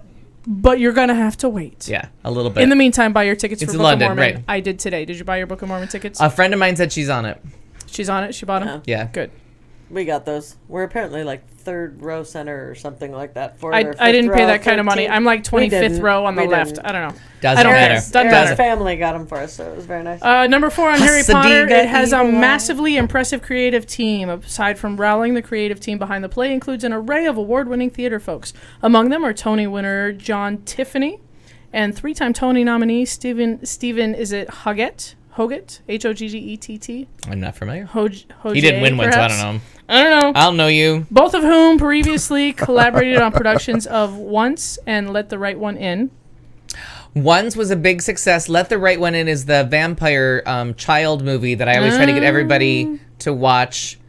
And it's the Swedish moody film from about 8 or 9 years ago about the child vampire that goes to Sweden in the winter. And then the American version had Chloe Mertz. What's that girl's name that I love so much? I think it's Chloe Mertz. I got no idea. And it was called Let Me In. And it was scary, but it wasn't as scary as the original one. No. The young vampire lives in the far north of Europe where it's always dark, so she can come out in the daytime because the sun doesn't rise. Sure. And her older protector finds her things to kill, and she befriends a young kid. It's one of the most beautiful movies you'll ever watch. It's called Let the Right One In. Old as time. Yeah. It is an absolutely gorgeous movie set in Northern Europe, and they made an American version that was nice. pretty good, but you just couldn't find somewhere that had that bleakness of Northern Europe and the fact that the sun doesn't come up and she can be out in the daytime. It's hard to do that without going into Sarah Palin country. Yeah, without making it like North Canada, but Alaska. But for those of you that like my horror movies, Let the Right One In. I've been recommending that for years, and they did a stage play of it, and it was one of those problems because it had to be in the dark, so it ran into some problems. Oh, sure, because it has to be dark. Yeah, and that darkness just doesn't. It's really hard to convey that on stage because you have to light it. But you had to light it. Right. And in European movies, you're used to these dark movies about dark topics, where Americans don't like movies that are like set in the dark. We want our rom-com formats. Yeah, we want Katherine Heigl to show up and piss on something. Look. I hate that bitch. Don't I know? And finishing up with Harry Potter, it was never supposed to be a book or a movie. Rowling says that this isn't like I bailed out on the movie or anything. Like, this is a whole new adventure and a whole new thing. Oh, that's good. Her, it's a new genre, and anything that gets people into theater. Oh, please, yeah. Yeah, get you into a theater seat. I'm involved. I texted Sharon like 11 billion times today. I'm like, hey, so I could buy like season tickets at Gamage. Do you have an extra like $600 hanging around? And she kept texting me back. And if you're here going, in Arizona, no, this bitch. season at Gamage is amazeballs. It's so good. It's a great season. And it's not even including Cinderella's coming. Rodgers and Hammerstein's Cinderella. Mm-hmm. Like, that's not on the season that you would buy in season tickets. Ago. Oh, I love 10 minutes. It makes me want to put on a big suit and a sword, like a rapier. I'll wear the gown. We'll do the whole thing. Yes. We got it. Oh, so good. And Wicked is Wicked's almost here. Wicked's here in like 3 weeks. Second, yeah. Nope. And Book of Mormon, like those aren't even on the season. And A Gentleman's Guide to Love and Murder. The season is A Gentleman's Guide to Love and Murder. It's If Then, which I had never heard of. That's Idina Menzel. And she's actually touring with it. So in Phoenix, you will see Idina Menzel because she knows that show was shaky. Does that like coincide with her like tour? Because she's touring here too. She's touring here now, but then when the If Then on Friday, to support the first part of the tour because the show is really shaky. Sunday. It's by the Pulitzer Prize winners that gave us Next to Normal and the director of Rent. It was an interesting concept that just had a lot of problems, and what kept selling it was the phenomenal cast, but mainly Idina Menzel was selling it. But it was not Anthony Rapp. It was the other guy from Rent, the other big, not Anthony Rapp. The Law and Order guy? No, the guy. There's Roger and Mark. Yeah, Anthony Rapp was Mark. It was the one married to her that was married to Idina. No, that's that. No. He would sell anything. Not Tay Diggs. The other lead. There's two leads of Rent. Yeah, Tay Diggs. But there's two leads. No. There's Roger and Mark. Anthony Rapp is one that I don't like. The one that I do like. I'm Mark. Oh my God, what the hell's his name? Anyways, he was in it. But it was an iffy show. I saw it. I saw it opening night on Broadway, and it had some issues. So when they were saying it was on tour, I'm like, without her. And then I heard like 2 weeks into the ticket sales, they were like, and Idina Menzel is gonna push the first half of the tour, she's gonna get it started. I'll have to look at that. But yeah, local listeners coming to Gamage this season, clearly Book of Mormon, which the seating is sparse. Like I bought my tickets today, and it's getting a little to the edges. Yeah, getting a little so iffy. buy your tickets. If Then, A Christmas Story, based on the movie, like with the everyone's lamp and favorite everything, movie. right? A Gentleman's Guide to Love and Murder, Bridges of Madison County, which I'm like, pass. No. Don't pass? Beautiful music. The musical of the Bridges of Madison County. Oh, I would love to see beautiful that. music. Yeah. It's Robert something Brown, John Robert Brown, Robert Patrick Brown, Patrick Robert Brown. Because I saw the movie and I feel like killing myself already. No, knowing that I saw the movie. The music is gorgeous. Right. Somebody IBDB it, Internet Broadway Database. Kelly O'Hara was in the Broadway Kelly O'Hara production. was in it. But and his name is Robert sings it Patrick beautifully, Brown. but it still makes me want to kill myself. No, it does make you want to kill yourself. Right. It's still going to be a sad story, but the music is so lovely from that. What did you want me to look up? Bridges, Madison County. Just look up Kelly O'Hara, and it's like. I have the Bridges of Madison County IMDb. No, you want IBDB, Internet Broadway Database. Sorry. Same thing. But continuing on with Broadway the Gamage to the movies. season, we've So it's got not the same 42nd thing. Street and Newsies to round out the season, plus Book of Mormon. Plus, Newsies is spectacular. well, yeah, Spectacular. Okay. And now it won't have Jeremy Jordan in that smile. which is okay because I have the internet. Okay, it was written by. Go down. Stop. Book by Jason.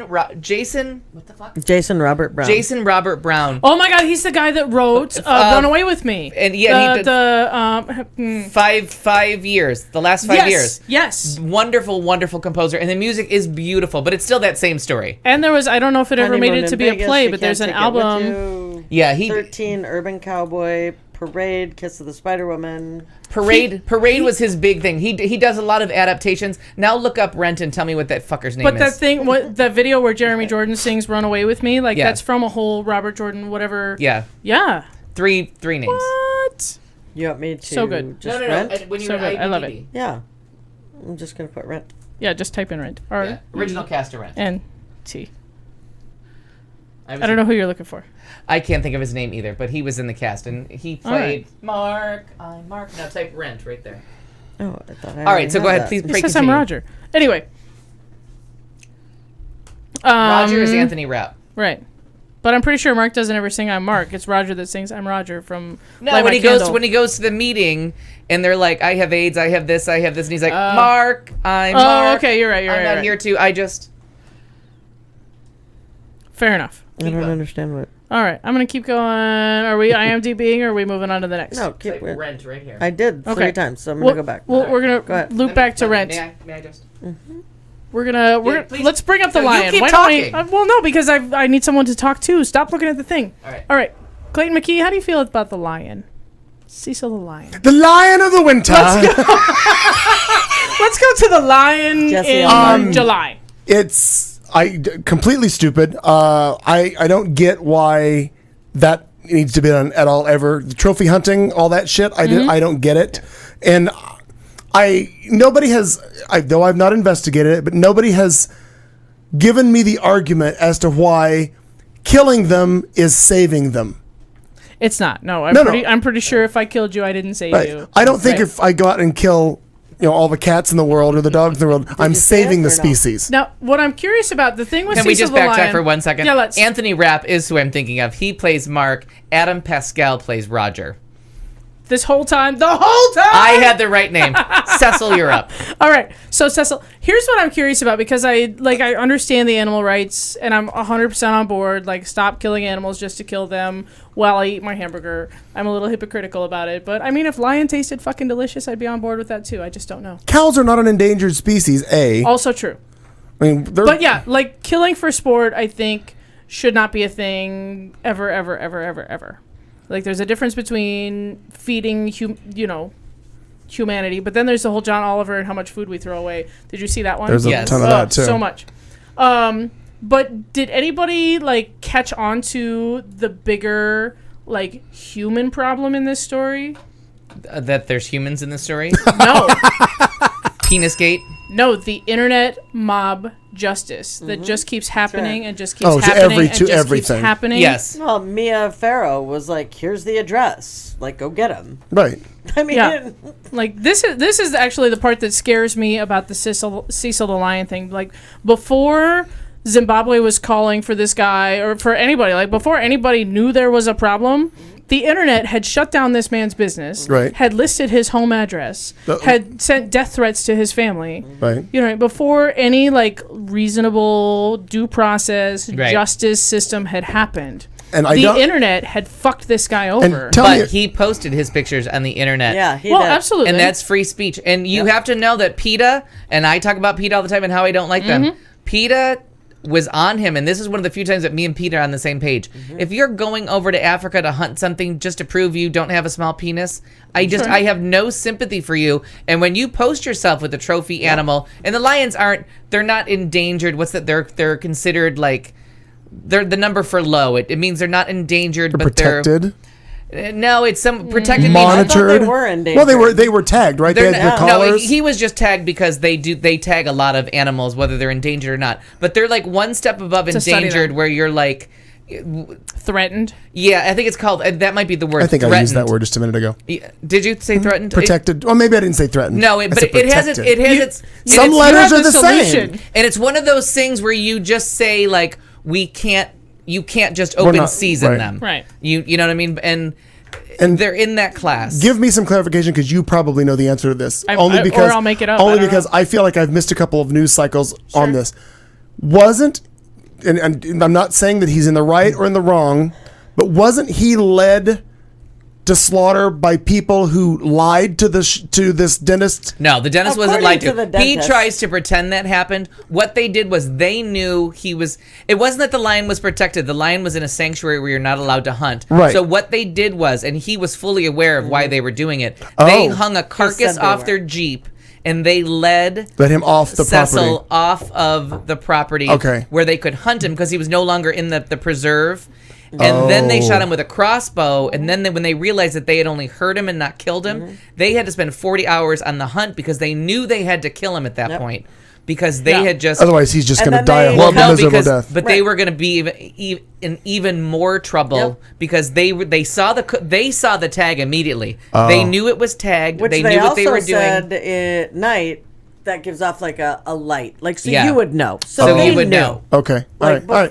Again, I hadn't. Vulnerable. That's the word I'm looking for. No. There's endangered. I'm pretty sure you're Aaron, and you were providing a link, so I'm going to believe you. But I think they're on the vulnerable list. Okay. But he knew, the guides told him, we can't hunt here, so we have to lure him off. Like, there's no law against Zimbabwe killing a lion, but in that area it was, and it lived there. And it was happy. So he knew. They told him, we're going to lure this away so you can kill it off property. And he's done it before because one of the things that he hunted and he posted pictures of was a black rhino. A bear. No, but the rhino that he hunted, he did hunt one endangered creature.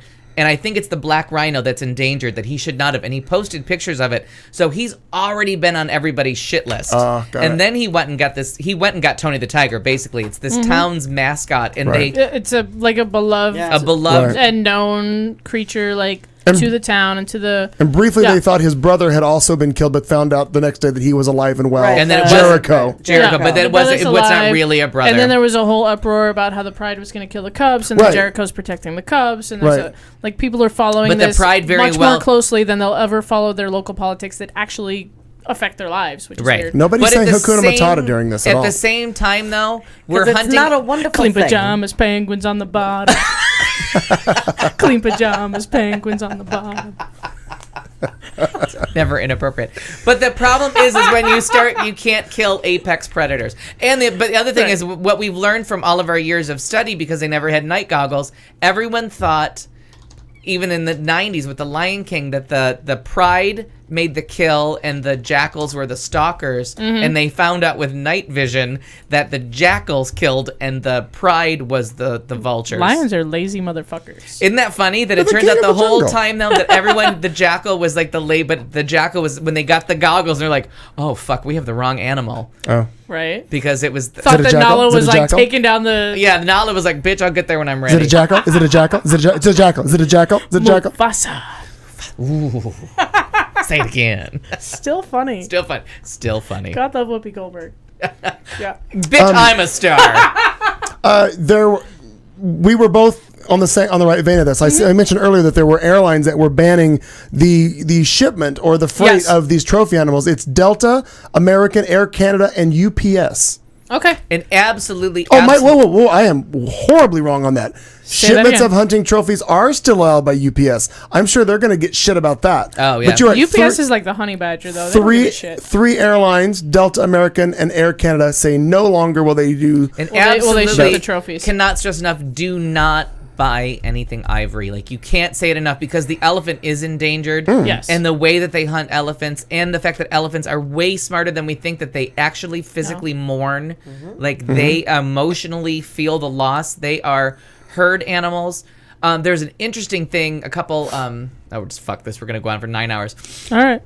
A very interesting thing about they have the ability now, they think, to clone the woolly mammoth. Like, parts of Jurassic Park are real. I was just say, yeah, the very tiny little nugget of science in Jurassic Park is a real thing. Like, cloning is a real thing, and filling in the gaps of the DNA is a real thing. They, thank God, haven't tried it yet. We haven't had a real life Jurassic But the woolly Park. mammoth is the one that's on the table to because do it? It's the best preserved, because we found a frozen adolescent. We found a frozen woolly mammoth youth, like, in its entirety, and I think an adult. Yes. Like, entirely frozen, but solid. The interesting thing was where science and ethics meet up in this place that I wasn't expecting. In the interview that I saw with one of the scientists, she said, we know so much about the closest relative to the woolly mammoth is the elephant, and that's what they would use to fill in the genetic gaps. And they are such social creatures. They live in a herd. They only thrive in a group, that you can't clone one woolly mammoth. They have to clone. They'd have to have a herd of them. And they said that because of the problems of cloning one, they wouldn't get a good specimen out of one, because it would just not be right. Because the woolly mammoth, hypothetically they couldn't introduce him into an elephant herd and because they know they kind of know their own a little bit. Yeah. But they were saying they know from all the failed zoo experiments that you can't have one elephant. You can't have one elephant. You can't have one elephant at a zoo, and you can't just have two either. We learned because that then shit in Dumbo. Look, with one. Oh, I know. But how? True. Who knew that fucktard Disney was so on top of it? He is on top. With how sad the mother was, and that baby mine. Oh my God, I'm gonna cry. No, stop. Oh, but they are the most social creatures, and we have done nothing but torture elephants. Please do not ever buy something ivory. Ever. Or the circus. Stop going to the circus. Stop going to the circus. Because you can't keep elephants alone. They are very social creatures, and they only thrive. They will not mate. They just found this out, like, in the last 20 years. Elephants they do not mate in zoos. They need to let them go be with, like, whatever, their pride or whatever it's called. Yeah. You have to let them. They use cattle terms with.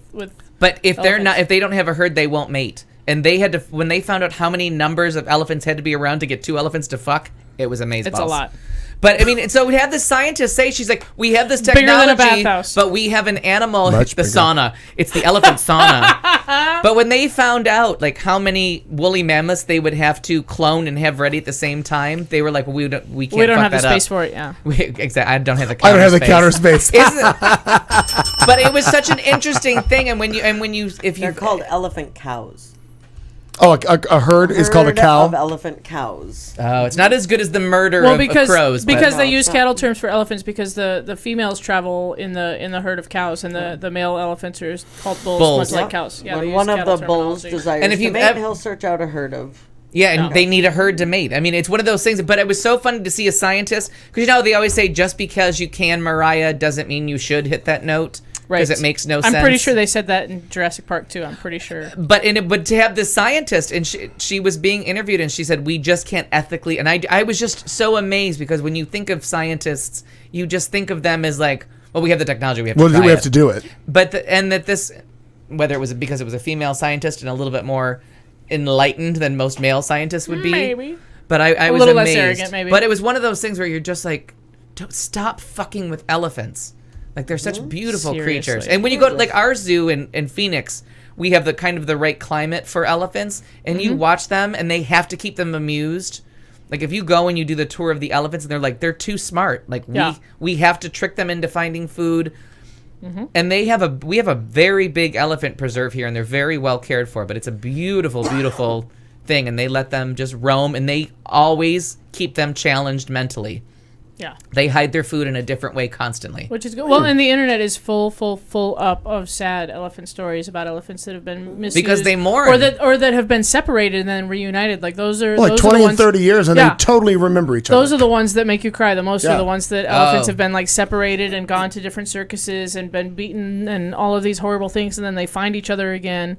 Due to the power of the internet and Al Gore probably. Yeah. Well, there was just recently, I think it was last week, where they had posted it was a celebration of the 1 year of the freeing of one of the elephants that they went in and they rescued and freed from wherever the hell it was. I'm sorry for not remembering, but like they were celebrating the year. Like they saved that elephant who'd been chained to a tree for like ever. Right, yes. Yeah. Something. And thrived. Yeah, and now the elephants just go. Everything's good. And he integrated It's like the him girls back from with- Cleveland. So we haven't offended anybody in a little while. We'll get there. They meet Dr. We Phil. have They're 20 all minutes. good. We'll piss off somebody. Speaking of elephants, does anybody want to talk Republican primary? Yes! Oh! The debate! Talk about Penisgate. Grand old Anybody wanna party! talk? Get your clown Okay. car ready. That's Holy. more Real. Dickgate. Okay, so the top 10 keeps changing just slightly. Oh, does it? With the bottom 3. Yeah, the last one that I have. But it's locked now. Fox News is it has locked it in? in. Fox locked Oh, it in? yeah. I They thought you locked meant it it in. changed Okay. since I No. did that post earlier.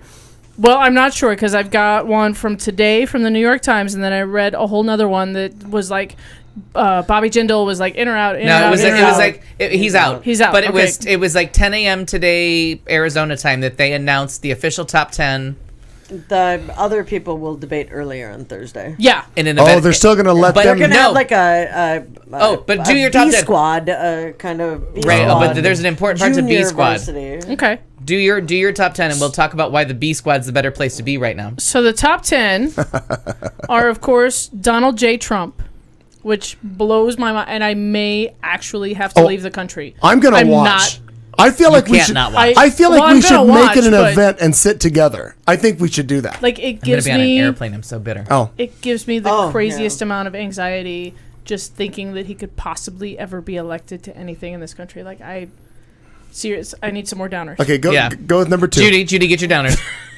Number 2, Jeb Bush. There's your downer. Whew. Okay. Feel better.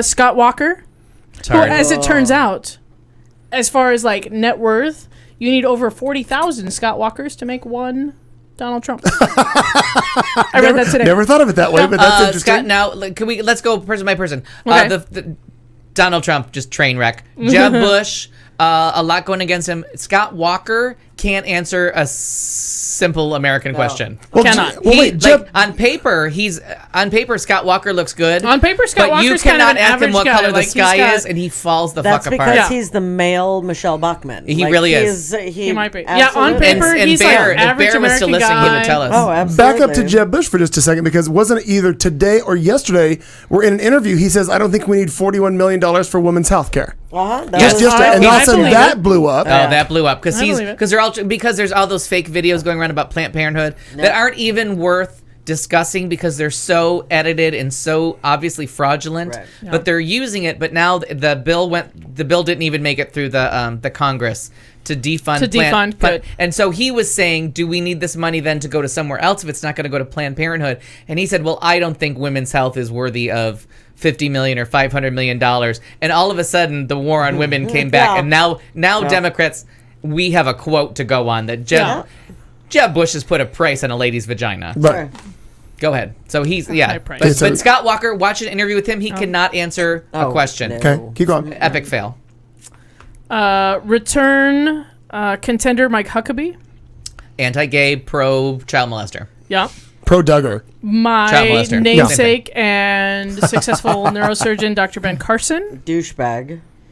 If you tried, you could be a successful neurosurgeon too. Really. Now, I feel like define successful. But he is where Donald Trump should be sitting. The Yes. non-politician, no political career, also cannot answer a question. And then Drew has brought up he's intrigued by how well Scott could do. Wisconsin, a traditionally Democratic state, has voted for him 3 times Yeah, as I governor. agree. Once a recall. Because on paper he's average guy. He's your kid's school principal. He's your next door neighbor. He's your But when you Yeah, hold, but 3 you know, times. he's your middle management on guy. Paper, but when for you that hold up first now, time, is okay, it Minnesota but- that has a Democratic governor? Dayton. So when you hold up Wisconsin, Minnesota against Wisconsin and Michigan against Minnesota. Minnesota's thriving. Yep. With hugely. Because they're like Gay marriage. I mean, well, but they're obviously putting their everything has money changed, into but the at right time, things yeah. where I was going to say Drew, but he's not the governor of Wisconsin.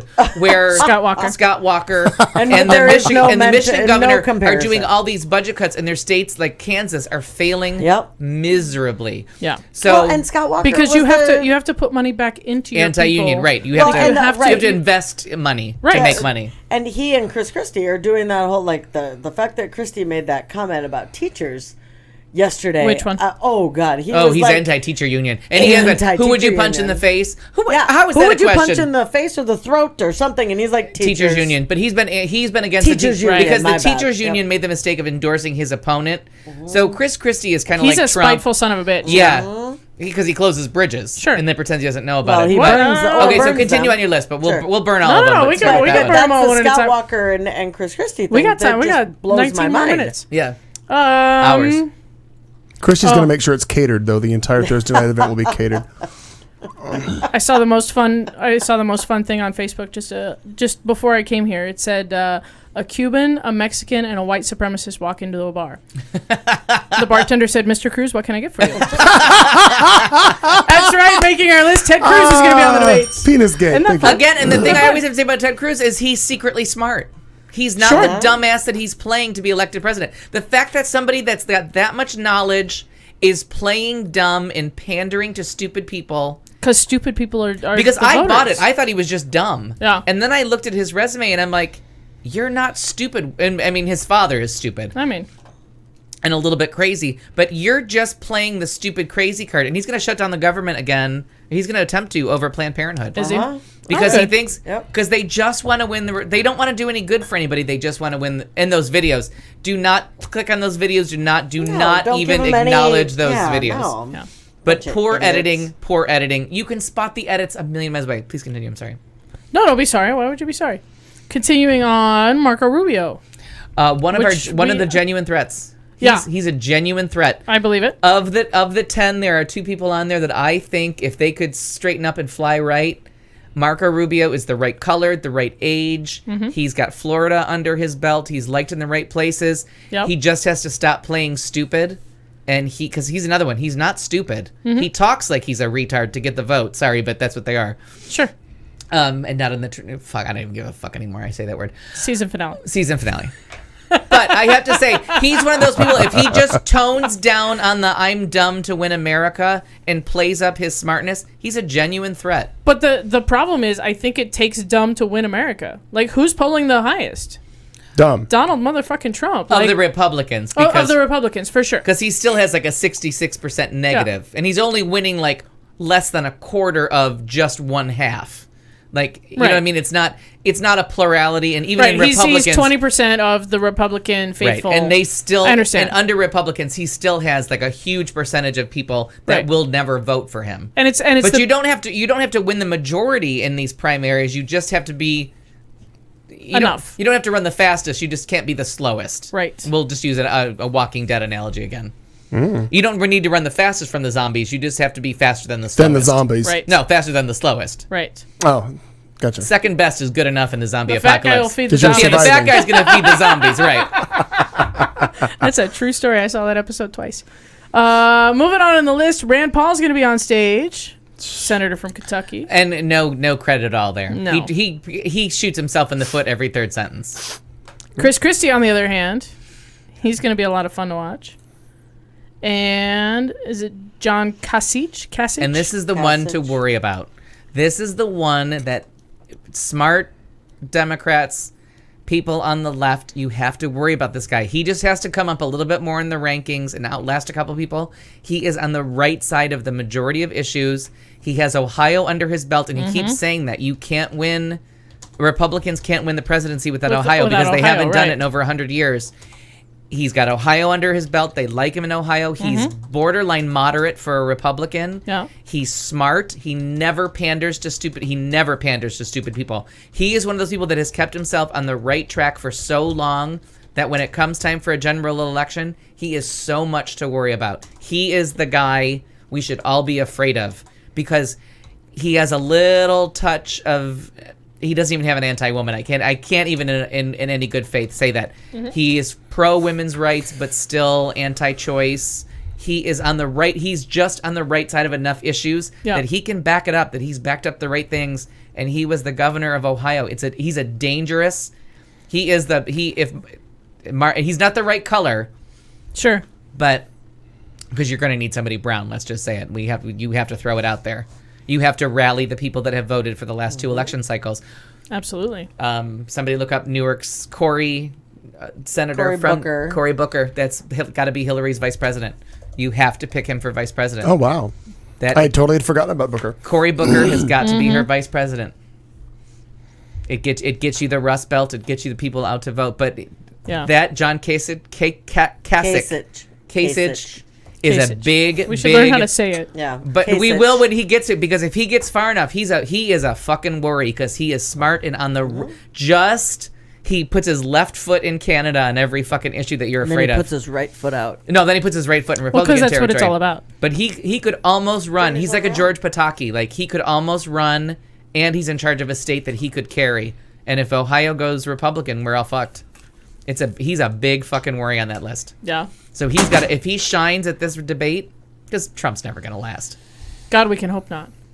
No. And plus, although I have wrong this, color, and we learned from the last election, you can get 61% of the white vote, but if you lose to African Americans and you lose to Hispanic voters, which is what went wrong with Romney, you're not going to win. So Trump's not a worry. Trump could make it all the way to the nomination. He's not going to win. You know what I mean? Because you can get 61% of the white vote and still lose. Well, then we should root for Trump. But it's just like... yes, you should. You actually should. You absolutely but should. If Rubio gets it, or Kasich, if he gets it, we're in a lot of trouble, and that's a lot of fighting, because and that's a different story. Those are they're not playing dumb. You want Rubio Jeb tries Bush to play win. dumb. Rubio does try to play dumb. He tries. But he's not doing. But then you put Cruz next to him, and all of a sudden you're like, oh, there's a smart guy on the stage. Right. But Cruz. And I don't understand why. I don't understand playing that dumb. Like, there's a dumb. You could be the George W. Bush, who's truly stupid. And he wasn't playing. No, he wasn't playing. No. W? No. Yeah. W, so no. now get to your bottom 6 in the other debate, because I have something to say. I have something to say about everything. But you definitely, definitely want Donald Trump. You definitely. I mean, as far as that goes, or Jeb Bush. It's very or Jeb Bush. Because Bush negatives absolutely. are always Jeb Bush's negatives are way worse. But I refer back to the cunt among us of Michelle Bachmann. Penisgate. With the fact that Michelle Bachmann, do you remember 4 years ago, was like the big deal. Well, they all had a turn, but none of their number ones Michelle lasted Bachmann, as long everybody was freaking out about her and like, how is she? I was freaking out. Who the fuck is voting for this cunt? But none of them lasted as long as this Trump thing has. You're right, but he's a much bigger figure, and people watch The Apprentice. Right. People, if this was a desperate fucking housewives but we're early enough. We're early enough. Oh yay! We're early enough for name recognition to carry more You're weight. right. Go ahead with your bottom 6. I actually don't have the bottom 6. I only care about the bottom 6. It's Bobby Jindal, Rick Perry. Now Bobby Jindal, just a tard. He has no hope. He won't win anything, because not only is he playing stupid, he is stupid, and you can just light him up on FEMA incidents. This is the guy that wants no one to get money, but then begs for FEMA money every 5 minutes. Louisiana. Rick Perry, very surprising that he can't poll higher, even though he did so poorly in the last election. The surprise, but he's been a mouthful of shit for how long? Right, for a very long time. But he has been practicing. But the surprise one here is Santorum, who was number 2, and the only reason Romney won was because he eventually ran out of money. Mm-hmm. So Rick Santorum, he's a fucktard, and I hate him, but he's been brave enough to go. You don't think he's shot himself in the foot enough times, though? Oh, he has. But the Republicans are famous for, if you failed last time, this is your turn. Say the same thing, and they might believe it. This should be his season. McCain didn't win the nomination in 2000. He got it in 2008. Romney lost in 2008. He got the nod in 2012. Right? Reagan didn't get it in 76. He got it in 80. Like, Republicans are very good about second runner-up gets the next bid. Yeah. Santorum's not. Once, twice, 3 times a lady. But he's like 11th or 12th. So it's very surprising that this is a big shakeup for the Republican Party, that the guy that won the conservative states and should be sweeping the southern states is not polling higher. This Santorum thing is a big wake-up call to the Republican Party, that finishing second last cycle doesn't make you number 1 this cycle. Yeah. And as they're like, what the fuck is that noise? But It's a big wake up call to them that Santorum but the Republican Party isn't waking up. Like that's their problem, and hopefully. No, but this is a sign that they're doing something different, though. That's what I'm saying. Like they aren't listening to their old callings. He didn't even make the top 10, let alone the top 2. He should be the heir to the throne. It should be his. Right. So it's very, especially as conservative as he is, as shitty as he is, and he's even moderated a little bit. He went on Rachel Maddow and said, "I wish I would have worded that better about like." The fact that my name now means a mixture of shit and semen coming out of a guy's ass. I mean. The woman can't poll higher than 10th Carly place. Fiorina. But the fact that she can't get higher than 10th place. But the best part about this little mini debate of the bottom 7 or 6 or however many there are, because nobody can get a clear number. They won't stand still long enough. Let's count. We got Jindal, we got Santorum, we got Fiorina, we got Pataki. Lindsey Graham. We've got Governor of New York. We've got Lindsey Graham. Jim Gilmore. Who no one knows who he is. Who just jumped in last week. Yep. That's all CNN has for the bottom. There is one other one there is 17 altogether with Jesus Gilmore. God. Perry my Santorum, Wikipedia page Jindal, probably knows. Fiorina. There is 17 because the Fox site has said Pataki it. and Gilmore. So that's 8. Okay, so you got a lot. The good thing is they don't have to follow the same forum where You said 18, right? 17. Okay, well that. You put an extra one in there. So let's say. Oh, 7. My bad. So let's say. Good night to anybody. I'm not reading that word at all. We're on politics, so you know I'm excited. So let's say I say something shitty about you. Mm-hmm. In the debate that's going to be on with the 10 people, if you get your time to challenge. So if 9 people challenge you, you get 9 times to talk where they all got 1. Right. In the first debate, they're going to get serious questions and they don't get a chance to answer something that's been directly thrown at them. So that debate it only has 7 people. They don't have to give equal time to someone they've challenged. Sure. It's a better forum for them, and it's 7 people. So the B squad, and if you can make it out of the B squad into the A squad, you're going to look a lot better. So it's a chance for someone like Rick Perry to shine if he gets his things right, and no one challenges him. There's nothing to challenge Rick Perry on. Right. There's a far more stupid person living in the Texas governor's mansion right now. Lots of stupid people. So it's kind of an exciting place to be if you're in that bottom 7 because you don't have to take on Trump. You don't have to address him at all. Right. Well, you don't have to stand in his shadow. But you can present your issues, and he doesn't get to call you a dummy or something. Absolutely. So Lindsey Graham's going to come off a lot better in that lower debate. Rick Perry will. And I think Santorum, Jindal, Fiorina, Pataki, and Gilmore are just fucking out of it, no matter what. If Santorum, with the traditional wisdom, the conventional wisdom of Republican, the second runner-up gets their chance the next time. If Santorum can't make the top 10% the next cycle, Santorum's gone. Mm-hmm. But that severe anti-gay rhetoric, I think, has just been put to bed. They can't get any foothold in it because as soon as you say you're anti-gay, like the internet goes after you and you raise a little cash on a GoFundMe. But mostly people are like, put that shit to bed. And it kind of makes it boring for all of us because remember if you may or may not remember, the anti-Vietnam protesters always complained, like once the fight is over, they become complacent and they're like, well, I guess we'll become Republicans. You know? Because so the Democratic, Drew, I'm with you. There just is nothing there yet. It depends on if Biden runs. Without Biden, there really is nothing to mention. Yep. Hillary has negatives, but she doesn't have the same negatives that Trump does. She has her own negatives, but they're different. In my mind, I would think that there will be, there will be challengers to Hillary in the primary, and there will be, if Biden doesn't run. If Biden doesn't run, then conventional wisdom Bernie Sanders is proving to be a very, very... He really is. Which is scary as fuck. But here's why. Okay, go ahead. Bernie Sanders, probably can't get elected. Right. And so then what Bernie Sanders does is shoots the rest of us in the foot. Because I love what he has to say. I love all of the things that he has to say. He drags us a little further left. Is that what you mean by that? Well, what I mean by that is if he actually gets on a national ticket come next he's November, splitting the Democratic vote. Yeah. I see what you're saying. Right. Then he's pulling away from our best chance. Oh, he won't run independently. What I like about him and what I think he's there for is to pull Hillary. Wasn't that the Perot effect years ago? Perot, yes. absolutely. Yes, motherfucking Ross Perot. Perot. That's the worry of what Trump's going to do is that Trump will run independently. And jump independently. Yep. But do that, Donald, if you're listening. No, he will. But Barry Sanders won't run independent. He will just throw his hat behind Hillary. Bernie, because Barry Sanders was a runner for the Detroit Lions. Yeah, and I loved him. He was a running back. He's one of my favorite. One of my favorite football players ever. Number 20. But Bernie is going to pull Hillary to the black left, and white, yes. and that's what Bernie's just there to get Hillary into the Elizabeth Warren camp, so that when it's time to debate,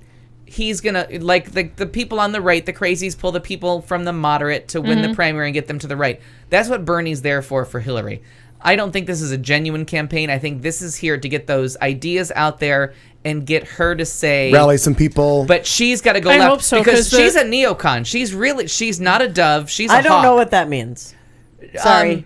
A neoconservative. She is actually more. Clinton is very, very, very. Both Clintons, both Bill and Hillary, are very centrist people. I've never heard neocon before. I don't. Neocon is when you're a crazy fucking conservative, right wing. The neocons are the really, really crazy anti-gay neocons. So she's actually really centrist. She's actually very good for like a center of the country. She's a hawk. She's very pro-war. Yeah. She is not pro-war, but she is one that will go in and bomb something. Sure. And that's why Obama won the things, because when comparatively you put Clinton together with Obama, he came off as far more left than she did, because she's willing to blow up a country where he's like, we're going to talk for a while, where she was like, drop the fucking bomb, and she voted yes on Iraq. She is much more center. But Bernie's there to remind her, you got to skew her left if you want to win this. But there are some other people that you're not mentioning. And I'm going to just say last names because, quite frankly, I don't know who these fucking people are. Yeah. Chaffee? Yes. Chafee? I don't know. Chafee? Clinton. I think it's Chaffee. O'Malley. Who's O'Malley? Former governor of something or other. Okay, dokie. Sanders, obviously. And Webb. I mean, former governor of click Virginia. them, I think Webb is the former governor of Virginia, and they're all kind of the same except for Bernie Sanders. And what they're trying to do is, because everyone wants Elizabeth. Jim Webb, former United States senator. It says. Okay, so everyone wants Elizabeth Warren to run for Massachusetts. That's who the left. And she's not going to. No, she's not going to. So what? I love Elizabeth Warren. I agree. I do too. Maxed out. Documentary maxed out. Yeah. Documentary maxed out. Yep. So what I'm saying is, Hillary Clinton runs too centrist. So you're not going to get a lot of people out to vote until she goes more left. So what do you do to get her to more left? You get her to debate and remember what they did to Mitt Romney? He had to say self-deportation to get as far right as he needed to be, but then he lost the general. So if she doesn't go left, she's not going to get people excited to vote for her, because you're like, well, she's just in the middle of the road with everybody the fuck else. Why would we bother? We want she's left-leaning. too Republican. She is, right? But people, what they're thinking, people don't want to give her that because there's that old. She's in that middle ground of like normal, sane politics where everyone should vote. No, I agree. I'm just saying I'm independent. But Bernie Sanders is there to like pull her to the left. Okay. And once she gets in a debate with him and she has to concede a couple things and she falls a little to the left, everyone will fall in line. We'll all be like, all right, she's pro-union, she's pro this, she's all the things she should be. Right. She's married to So Bill. do you get what I mean by that? I do. Martin O'Malley, former Maryland governor. Maryland governor, that's where he's from. Yep. So I'm just trying to, Lincoln, Chaffee, I think it is, former Rhode Island governor. Useless. What are you going to do with them? Even if you get those 3 electoral votes, what are you going to do with them? He's currently the governor. He's a former senator. So it says former Rhode Island governor here, so that's why I'm like, sure. As a Republican senator, she concedes. Democratic. All my whole point is what it says. So I'm not arguing it. It's just. But I'm not a Republican. I won't debate it in it to make, and the debate's going to look a little bit better. They'll all fall off around the 3rd or 4th primary. Bernie Sanders is probably going to go a little bit longer. Sure. The bad part for Bernie, he's an old white guy. No matter what he's for, he's not going to stimulate a young base. Remember, we talked about this. We're 20 years out from, like, everyone that was born the last time an old white guy was elected president is now... voting age. They've never seen an old white guy be president. It's not the job for them. They want to see... Bush was in his 40s. Clinton was in his 40s. So was Obama. It's a younger man's job now, and you want the young voters, you want the minority voters, you want all those things. They're progressive. You want something that's going to move us. So Hillary, old white woman, she's got woman on her side, but she needs someone She needs somebody, yeah. She needs a stimulant, whatever you want to call it. I know that I'm probably going to end up in like Ozzy Osbourne's daughter uppers and downers, category. babe. Uppers and downers. No, we're good. But well, you and have Joe to Lieberman was like the last kind of ethnicity that ran. Right. I mean, as far as like some kind of. Long as I have to hear him talk. If I were in charge of the world, I would tell her to get Cory Booker to be her vice presidential nominee, beloved mayor of in New Jersey. He's a senator. Yep. He doesn't have a lot of experience, but she doesn't need her like Mitt Romney needed experience on his ticket. Obama needed experience on his ticket. Lieberman She does not. That's right. She does. She has the experience. She can have the novice as the vice president. That's fine. She needs the young guy, and it would be somebody with a Cory Booker that I personally, as much as like you have the Sarah Palin where you went, wait a minute, she doesn't have any experience and she's a fucking moron. And Cory Booker is well spoken, well versed. I would trust him. And I don't mean well spoken and like he speaks well for a black person. I mean he's good at when you put him. I've seen him in multiple interviews. Right, but when he's as opposed to Joe Biden who stumbles a lot. Cory Booker really gets the job done. Yeah, but Joe's really charming about it. He's super Uncle Joe and he about knows it. that he knows it. Yeah, he's got it down. You will not get an argument from me on Uncle Joe. Is it I'm Cory gonna Booker? grab your ass and smile, and I'm gonna like it. No, he's a U.S. I senator. understand. As soon as it's quiet, I want to address my Well, question. we got loud fast, didn't we? Sorry. Your coffee, your problem. Cory. Wait till season 4, ladies and gentlemen. Slightly quieter. Black tar heroin coming to the studio. What's the cliffhanger? Will we do heroin? But Cory Booker, Cat staring at the blue mouth. He's in one of the interviews, and this has been a couple of years ago. He was championing and redoing entire neighborhoods in whatever city. Newark. I think he was the mayor of Newark. Was it Newark, New Jersey? I thought. Somebody Google it. I thought he Booker, was down but there he was like going through and they were doing complete neighborhood renovations and I thought he was bringing life back into. He was the mayor of Newark. His record, so it must have been Newark. His record is spectacular, and I can't remember who resigned that he got the special election and is now he's now a U.S. senator. But you have a U.S. senator, you have a city mayor, you get New Jersey, which is not a swing state, but pull him in. But you pull him in, and then he's a dynamic speaker. He's really good to take around the country, and he will get people voting. He's appealing to young people. Hillary, I think he's the obvious. To me, he's the obvious choice. I don't know if there's anybody out there with his kind of appeal on the Democratic Party that's the right age. Who else could she pick? Hillary, if you're listening. I mean, I'm going to send her a private message tomorrow. I can't fathom who else she would pick. Just send it on Twitter. Her the Castro brothers from Texas. Oh, sure. The two Castro brothers from Texas. One is a governor. One is a U.S. Congressman. The Castro brothers. As far as what? I'm sorry. As far as their running mate, the governors, the Castros. One is a U.S. Congressman. One is a governor of a large city in Texas. I got nothing for you. Oh, you know them. They're the cutie Hispanics. I would say I wouldn't want any. Yeah, the Koch brothers and the Castro brothers. I would prefer not to have any brothers. No, you. I'm kidding. I know, bad pun, but Penisgate. We haven't said that in a while. That's a true story. Somebody's got to help me out with the Castro funny. brothers. One is Raul. Raul and his brother. One is a U.S. Congressman from Texas. I just ran across a article. It says top 15 Hillary running mates for 2016. Number 1, of course, was Bill Clinton. That's stupid. It's probably possible and really fun to think about, but dumb. Stupid. Right. Raul's Mark brother. Warner, senator from Virginia, balances out Hillary quite nicely. He's a white male business executive with super clean. I think white male's the wrong way to go, but I like Mark Warner. He's a nice guy. John Hickenlooper. He's the governor of Colorado. Colorado has a liberal lean to him, which could make him a political liability. Hillary is already seen as being on the far end of the liberal leanings, according to this article. I told you, because she's too far right for liberals. Julian Castro. There he is. The mayor of San Antonio. Mayor of San Antonio, and his brother is a U.S. Congressman, Joaquin. Wendy Davis, made famous by her sneakers and standing in the House of Texas. Wendy Davis. Woman choice. I would like to nominate Wendy Davis as my choice number 2 for you could get Texas. Yeah, how long did she stand there? I don't remember. Hours and hours and hours. Yeah, there was a whole sneaker thing about her.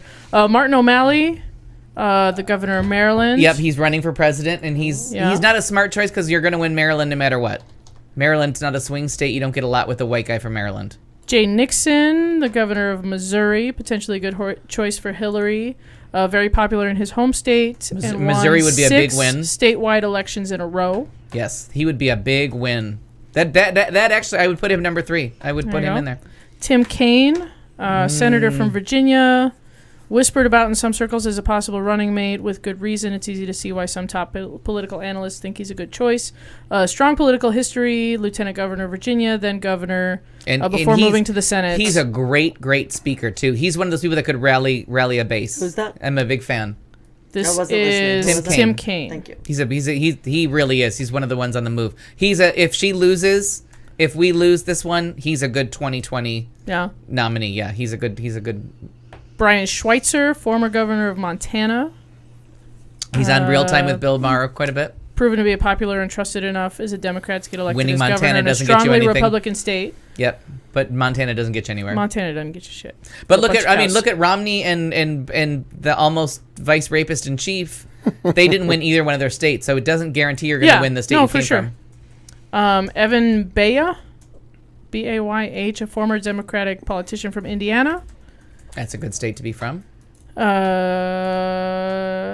a variety of positions in the state of Indiana over the course of many years, so he's just a lifetime politician from Indiana. Charlie Crist, which former was governor of thrown out a lot in the beginning because that's a former good because that gets you Florida changed parties, changed affiliations. Mm-hmm. That's a smart move too.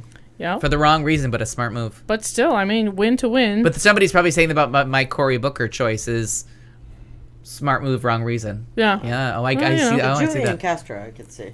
They've got Uncle Joe on the list. Yep. But I don't think anyone's gonna. I don't think anyone's gonna do. Why would he we'll go with VP? John Adams. No one's gonna go VP. Why would he go VP?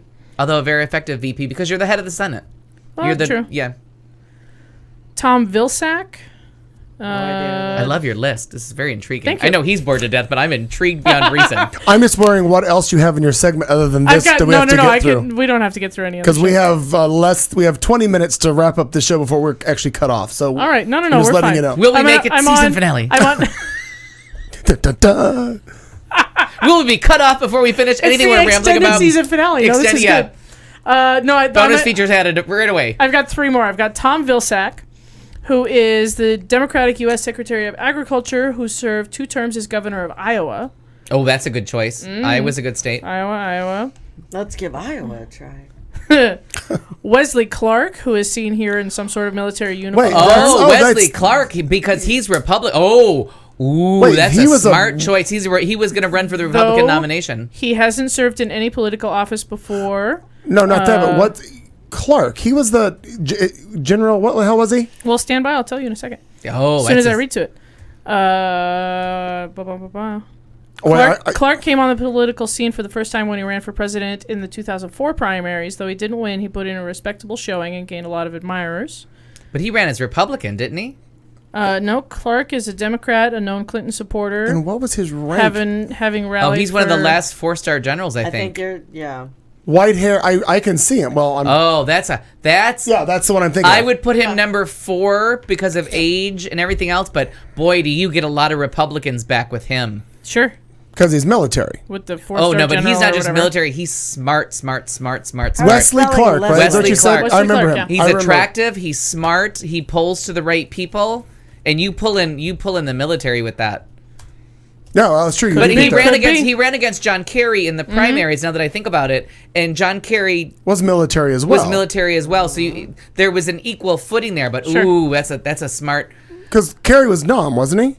Or was he before? Was he? Yes. No, he was not. He was not.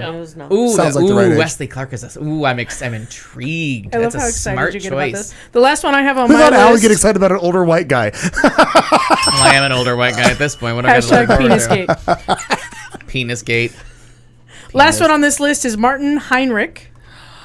Democratic senator from New Mexico, has served a few terms in the House of Representatives for his state. Hasn't been in the upper echelons of Washington politics for long, which is good. Helps him avoid that dreaded Washington insider status among voters. He's relatively young. On my list, he would make number 5. I remember him winning, and he won in 2012. He went from Congress to Senate, and New Mexico is a strong... To governor. To governor. He went from the House to governor. Oh, to House to governor. Because of But they have been leaning and falling. Actually, they have stopped leaning. New Mexico pretty much gets called at the beginning of every election cycle as no longer a swing state. But that's a good state to own. Colorado's a good state. Iowa's a good state. Richardson. Right. From because New Richardson Mexico. was Bill Richardson was the governor, and then there was all kinds of. So Cory Booker remains my number one, but your choice got me 2, 3, 4, and 5. Like I like that. Like there's that. Wendy Davis, is that her name? A woman ticket would be hard to argue with. That's hard to argue with. It would be hard to vote for. I think it'd be hard to sell it. You think? That's right. I don't think so at all. Oh, it'd be interesting because to see what women. happens. Remember, women are not a minority; they're the majority of the population. 51%. 51%. And white males, you can win 61% and still lose the election, as Mitt Romney proved. Yep. Though I would like to see it because I would around put the her world, at so 2 or many 3. other countries have been run by women and seems to work out Reasonably pretty fucking well. We will officially be the last first world country to have a female leader. Yeah. Well, weren't we also the last first world country to have a black leader? I want to say Or no? I feel not like at all. no. There's probably still No, a lot of white England has people. never. obviously, Germany has never. I don't recognize any of that But family of being black. That's First New world, World. yeah. That's New World. There's a difference between New World and First World. Right. No, actually, we're New World and Second World are the same thing. Then there's New Edition. And there's New Kids on the Block. I would like to throw out there that Mexico has never had a female prime minister. I know Canada has, but I don't think Mexico has. So we wouldn't be the last New World country. It's very exciting. I'm very excited by Hillary's choices, and I hope it's Hillary. Just because I want a woman president. God damn it! I know. So I was pick ready to something vote for fake. her 4 years ago. Oh, she was. Right. God damn you! I just want to say that "bitch is the new black" was my motto. You're not going to the bathroom, are you? Yep. No, it's a 2-bathroom that. house. I voted for Hillary in the primaries. I was all Hillary all the way because, and this will sound very racist, but back in the day, and I think Obama has done a lot to kill this myth that the black gay mix was never a good thing, and Prop 8 kind of proved it. Totally. You get people out to vote, and they do not vote for gays, and so. I was very not really big on getting black churches voting because I didn't think that would bode well, and I wanted him to be Muslim, not Christian. Totally. Because I was worried about a black Christian president because I thought that is going to be very anti-gay. Anti-gay, sure. And he has proven me wrong because I don't think he's any kind of religion. I think he really is an atheist. As it turns out, since we brought up Obama, today is his birthday. Yeah. And happy birthday, sir or ma'am. President Obama. Has turned out like beyond my wildest dreams. Like I legitimately, I stalked him whenever he was in town, when he was running for president and just before he announced and everything. Like he came in, I saw him speak at the ASU graduation. I stood outside of some elementary school in fucking Mesa just to see his limo. Like I was legitimately like inspired and hopeful because of Barack Obama. You know what I mean? I stood on top of the house when Air Force One left went just so I could see it. Did you? Yeah, I literally stood on the roof to watch. And I have to say that once Hillary lost, because Hillary was she was my gal. I was on board for Hillary. Once I realized she was probably not going to win, even though I was very concerned because I understand my electoral college. Sure. And he won some small states, but he lost Ohio. He lost New York. He lost some very important electoral states. I decided to do some research on him, and I was like, okay, I can get on board with this. Because my fear is always about, this sounds horrible, but please do your Google and before you crucify me, with black churches and gays, absolutely, we are not friends. Not friends at all. The gays are a great friend of the blacks. The black churches have never been great friends to the gays until Obama led the charge. Yeah. And I was very worried, but when it came about and I heard him speak the first time I heard him speak, I thought, great speaker, what can he back it up with? And I have to tell you what got me I was never going to vote for McCain. So I was going to vote for some the turd on the wall or write in my name here. You were going to vote for John Kerry again. I really was not convinced until he picked Lieberman. Not Lieberman. Biden. Joe Biden. Same first name, right? Uncle Joe. Help me out. Joe Biden, Joe Lieberman. Joe Biden. When he picked Biden, I thought, smart move, smart politics. Yeah. This is the way to go. But I really, because I was like, we've already had 8 years of one inexperienced human being president and the world went to shit. Now we're going to have another 8 years with an inexperienced person that has and Obama still is he's going to finish out his run with no political allies, really. Clinton left with every political ally in the world. Everyone loves Clinton. And the other Clinton, the lady Clinton, Right. all political allies. She was in the Senate. She knows these. Well, she knows what's left. I'm going to do my best to get you to go pee now. Okay. All Go, right. just get up and go. We're going to talk It takes about... like 30 seconds. New segment. And then we're going to have her wrap up shit, and then we're going to go because we have less than 15 minutes. I have to have other shit to talk about. Well, no, but I just wanted to kill time while he's taking a leak, for right. God's sakes. But anyway, That's program fair. note, if you don't already know, we will be on hiatus. Our next live show is scheduled for September 1st, which is a Tuesday. Sure. There will be repeat shows playing for the duration, so feel free to do that. The chat room is live 24/7 if you've got the link to it. If you're in the chat room now, you go to the address bar at the very top of the page and you see what it says, which is theqtalkamerica.com/chat, yada, yada, yada. Right click, save that to your desktop. You can go in at any time, and if somebody else is hanging around in there, you feel free to That's chat true. with If them. you guys just miss each other You on can a just Tuesday, chat. like, In fact, say, hey, what's up? I'm not going to delete what's in the chat room now until after we come back. Just leave it until we I'll just come leave back. it. Oh, that's fun. So That's just good. you guys can chat about whatever you want to do. interact. So you can also find various of us on social media. I know Oh, I'm yeah, on all absolutely. of them. I'm on Instagram. I'm on Twitter. Periscope. I'm on Tumblr. I'm on Periscope. Everything. I don't Periscope very much, but now I think I have a partner in crime in Ron Rogers. Right. But yeah, you can find all of us on social media. Yes. Just send us a message and be like, hey, what's up? We miss you. Where are you at? So what we're going to do now is our final segment of what Al affectionately refers to as Season 3. It's Season our 3. thoughtful vulgarity in the final 14 minutes of this evening's show, so stand by. And now, Thoughtful Vulgarity, where we in the studio try to make ourselves slightly less shallow. Which is not hard to do. We will ask one question of the panel while fucked up drunk. Because you know at home how well it goes when important questions come up several hours after alcohol has been served. Politics, religion, why not? What could possibly go wrong? Who could you offend? Good luck. So as we finish Marina Ryer, However, season 3. self-identify. yes, season 3, season finale. We're gonna do the inside the DVD cut now. Yes. Tail to snout cooking. I like the apple. Special features. I'm upset that Kermit and Miss Piggy Oh, are the world's divorcing. coming to an end. Honest. They'll get back together soon. Don't. No, don't he choose. turned vegetarian. No, They're he an on did. again, off again. He did. You know what? You can't What's turn away green and from smells bacon. like pork? Hey, Kermit's finger. Thank you. Yeah, it was- Penis cake. Okay, Penis cake. so 2-part question, no fudging, get your shit together. Favorite Apollo's memory, because I know how that fucks you up. They did not ever have a chili cook-off. Yeah, I was waiting for that. No Part fucking one. chili cook-off. part 1. Favorite Apollo's memory, as we say goodbye to. Favorite Apollo's memory Alvida's in good night. easily would be New Year's Eve 2011. Okay. 2010 into 2011. Care to elaborate Yeah, on why? that? Now it's a we two-part went question. There, I was Was there there with Jason. chili? It was certainly not a place that I wanted to be. I was absolutely fawning over someone, and she was there. Oh, Ernie told this story earlier. And I asked her not to. I'm like, please don't leave. And we certainly were not. We weren't dating. We were just doing this. And you clearly don't have Uber sex, as you've said flirting. over and over again.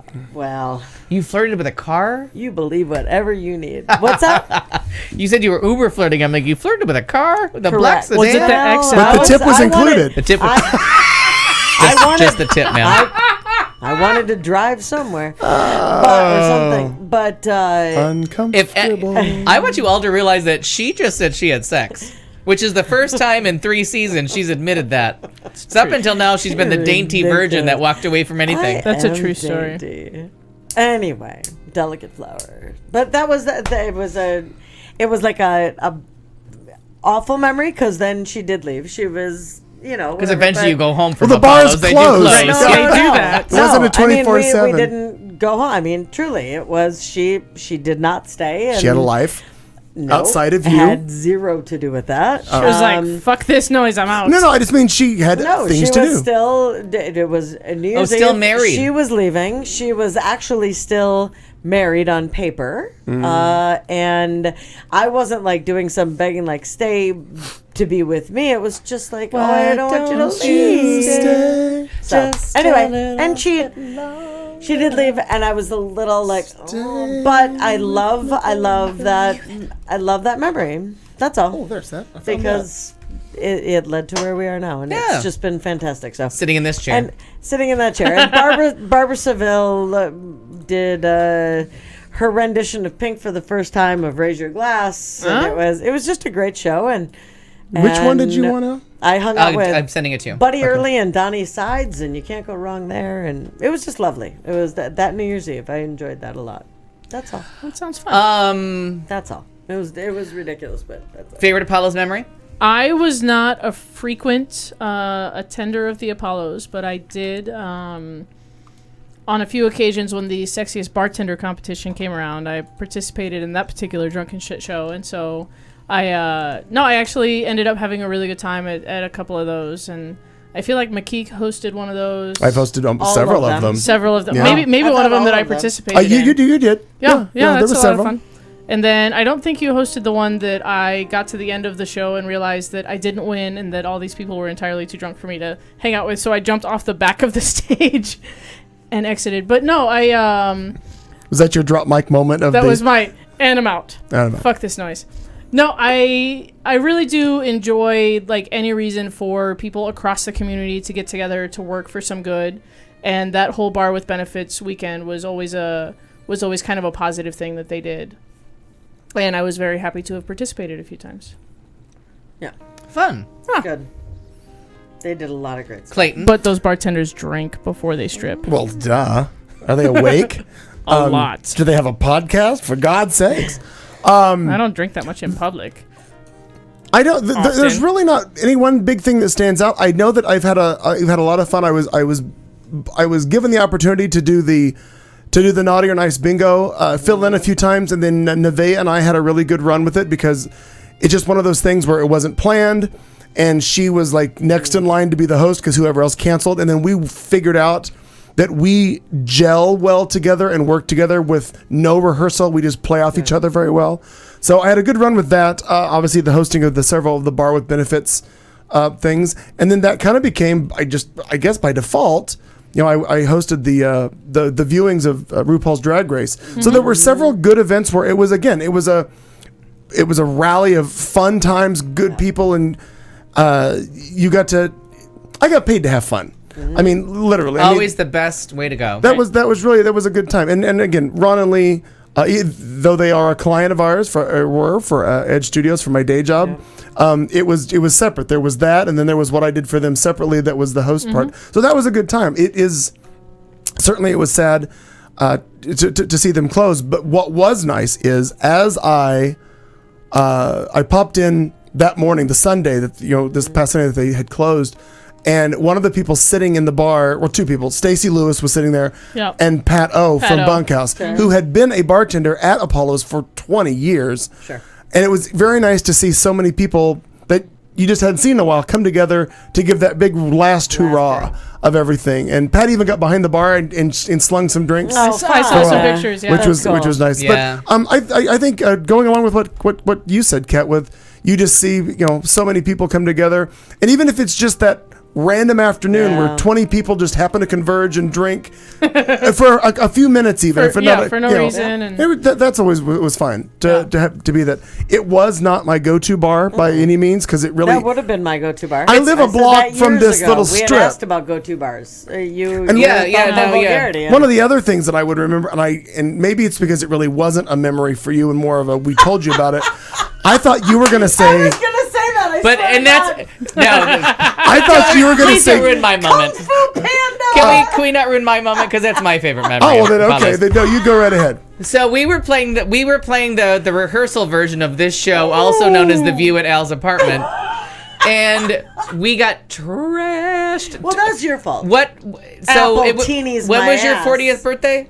6 years ago. Yeah. What year though? What year was that? 2009. So it was summer of 2009, and we went to my apartment. Oh, that's right. The city. The city on Camelback. Totally. And we made apple martinis with Do you know what that means? That means a glass full of vodka. It means it means a good apple martini with a little touch of apple schnapps. I like it. I mean, I make a decent apple martini. I understand. Not like that. But if you're not used to drinking it's straight liquor vodka. with a liquor mixer. She keeps looking at me like one thing in this drink is going to be juice. It's liquor. I'm going to interrupt with a your liquor story mixer. for a minute. May I just? That's all I got to say. I'm just going to express my shock at everyone who gets surprised at being trashed on martinis. Martinis are a glass full of cold fucking liquor. No, Right. It's not that. It's that they were this big to begin It with. doesn't matter how big they are. It's a glass full of shaken no. liquor. Oh, And I probably just remembered where you're going with this. Yeah. All right, pray continue. So Sir or ma'am. we're enjoying cocktails, and I had just moved into this lovely apartment, and I was lovely. sitting there one day counting the tiles in the roof, and I'm like, you know who lives nearby and works nearby? I didn't know where he lived. That Clayton McKee character And we is were at somewhere Oregano's. in my neighborhood. McKee. Now, this was in the first couple days of me living there that I'm like, We already moved him in. Dexter's not in for a couple more months. Killing me. No, you didn't move me into my apartment. No, we're talking into the apartment, In not the out apartment of. complex, Oh, not Into. out of. That's right. In I'm the sorry. apartment Into. complex. Got it. So I'm that's when I sorry, was I'm like, sorry. that Clayton McKee person lives. He works somewhere near here, and not realizing it was literally Back door. across the street, the yeah. back door up. Right. So I'm like, hey, guess who's in your neighborhood? Want to come over? So we started hanging out almost like within the second day of me living there. I'm like, who do I know locally? So these two show up with my dear friend, Jesus Christ, That dear Kara, friend, Kara. with Kara Kara. Faulkner. So we So show up with Kara funny. Lovelace Faulkner, and we start pounding liquor, playing The View at Home. That's right. We're doing the rehearsal for the show, as it Yeah. turns out. I think it We really didn't was. realize that. It turned out to be this 6 show. years earlier. We're 3 having years this earlier. Table. intense Great conversation, table. and then we decide we're going to go to Apollo's and sing karaoke. Sure, like you do. Kara threw up in a bucket on the way to the bar. This one had to be escorted out by the security guard, and then she tried to get her way back. But we just had so much fun there. We were singing, not escorted out, but He took me out gonna because I say- dropped my cigarette and I couldn't pick it up under Under my her seat. She was trying to get there. She couldn't reach for it. So another If I'm not patron. mistaken- I got out of his Hummer and I'm like, But were you ever at Apollo's? Yes. oh yeah, for like a minute and a fucking half. Oh, but then did you come back in the cab or just No, threaten because to? the story is Threatened that he put me in my house. Right. All right. I took So- her to the so it patio turns to out get you her. weren't Should there I a take lot. a cab You weren't back? there a lot for my favorite part of No, that story. yeah. But we had so much fun singing, and you came back from your adventure of taking her home. Right. Kara still had her bucket that she was vomiting into, and we sang songs about the sea. The other part of that story that you're not mentioning is the same day. That's the day she spent 3 hours on the phone with my mom Trying trying to to get George Michael booked for my yeah, birthday. we can get $10,000. We can do it. It's $1 It million. was $20,000, and I will tell you right I thought now. it was $1 Oh my million. God. No, it should have been. Did you get my message, and how'd you do on queuing it up? Well, it's here, and I've got. So we're gonna. Say it or play it. Well, it's not the. No, it's All right. not the Al, same one. Pray introduce the segment. All right, so we'll just go. Well, you better hurry. We got All right. less than 2 minutes. Go. We'll just leave this. What over. was part Oh two? my Does God, I anybody love this remember? song. what I don't part know. two We was? have time Nobody for knows. part two because No, it was really quick. What's your favorite part of season 3? Laughing with you. Oh, that's sweet. I'll take it. cop out. Cat fucking Carlson. Fair point. Dirt. Penis gate. The That's my new favorite. the change of the show with the people that come in and out. That's nice. You see what different people work together and how it all comes together. Also, again, the fact that it's right here and I don't have to go anywhere. Yeah. Very handy. That's very handy. It is. Turn it up a little It's a bit. good studio. I do like the studio a lot. So I'm going to give you two things while Frankie Valley in the fourth season sings us out. I'm going to say Cat Carlson. Cat fucking Carlson. That's Cat my fucking Carlson. Christian name. Because the person that plays across from me, I get the most mileage out of, and we're so Always. in sync. It's working well. And the fact that the chat room is completely out of our control. Completely. We don't know what's happening. We there. invited people in, and then we're like, "Why are you here?" We don't have time for you. We love them. I think we've made people They've have made befriended each friends other, yeah, no, all it's over good. the world. Seriously, from India to Kenya to California To Canada, all over Cairo, Egypt, to the UAE, Auckland, New Zealand. New Zealand. That these people are all talking to each other, and sometimes they want nothing to do with us. No, absolutely not. Sometimes I'm not even sure that they're listening We're to the us hot anymore. mess uncle So, at Thanksgiving dinner. Again, if you're in the chat room, everybody, Aaron from LA, Miyakal, Drew, Harrison, Richard, Tomo, Anant, Mira, anybody else I don't Amina. remember. Thank you for being with us. We're going to take 3 weeks off, redo some shit, get some shit together. Brand, you're still Drew. cute, Bear Walker. We Drew. will be back Drew and on Meow Cow, September 1st. Tomo. So it doesn't really factor in technically for this show because it will be a few of them. However, we will leave you with this parting thought. We will see you next Tuesday! Season 4. Or the first Tuesday in September, as it were.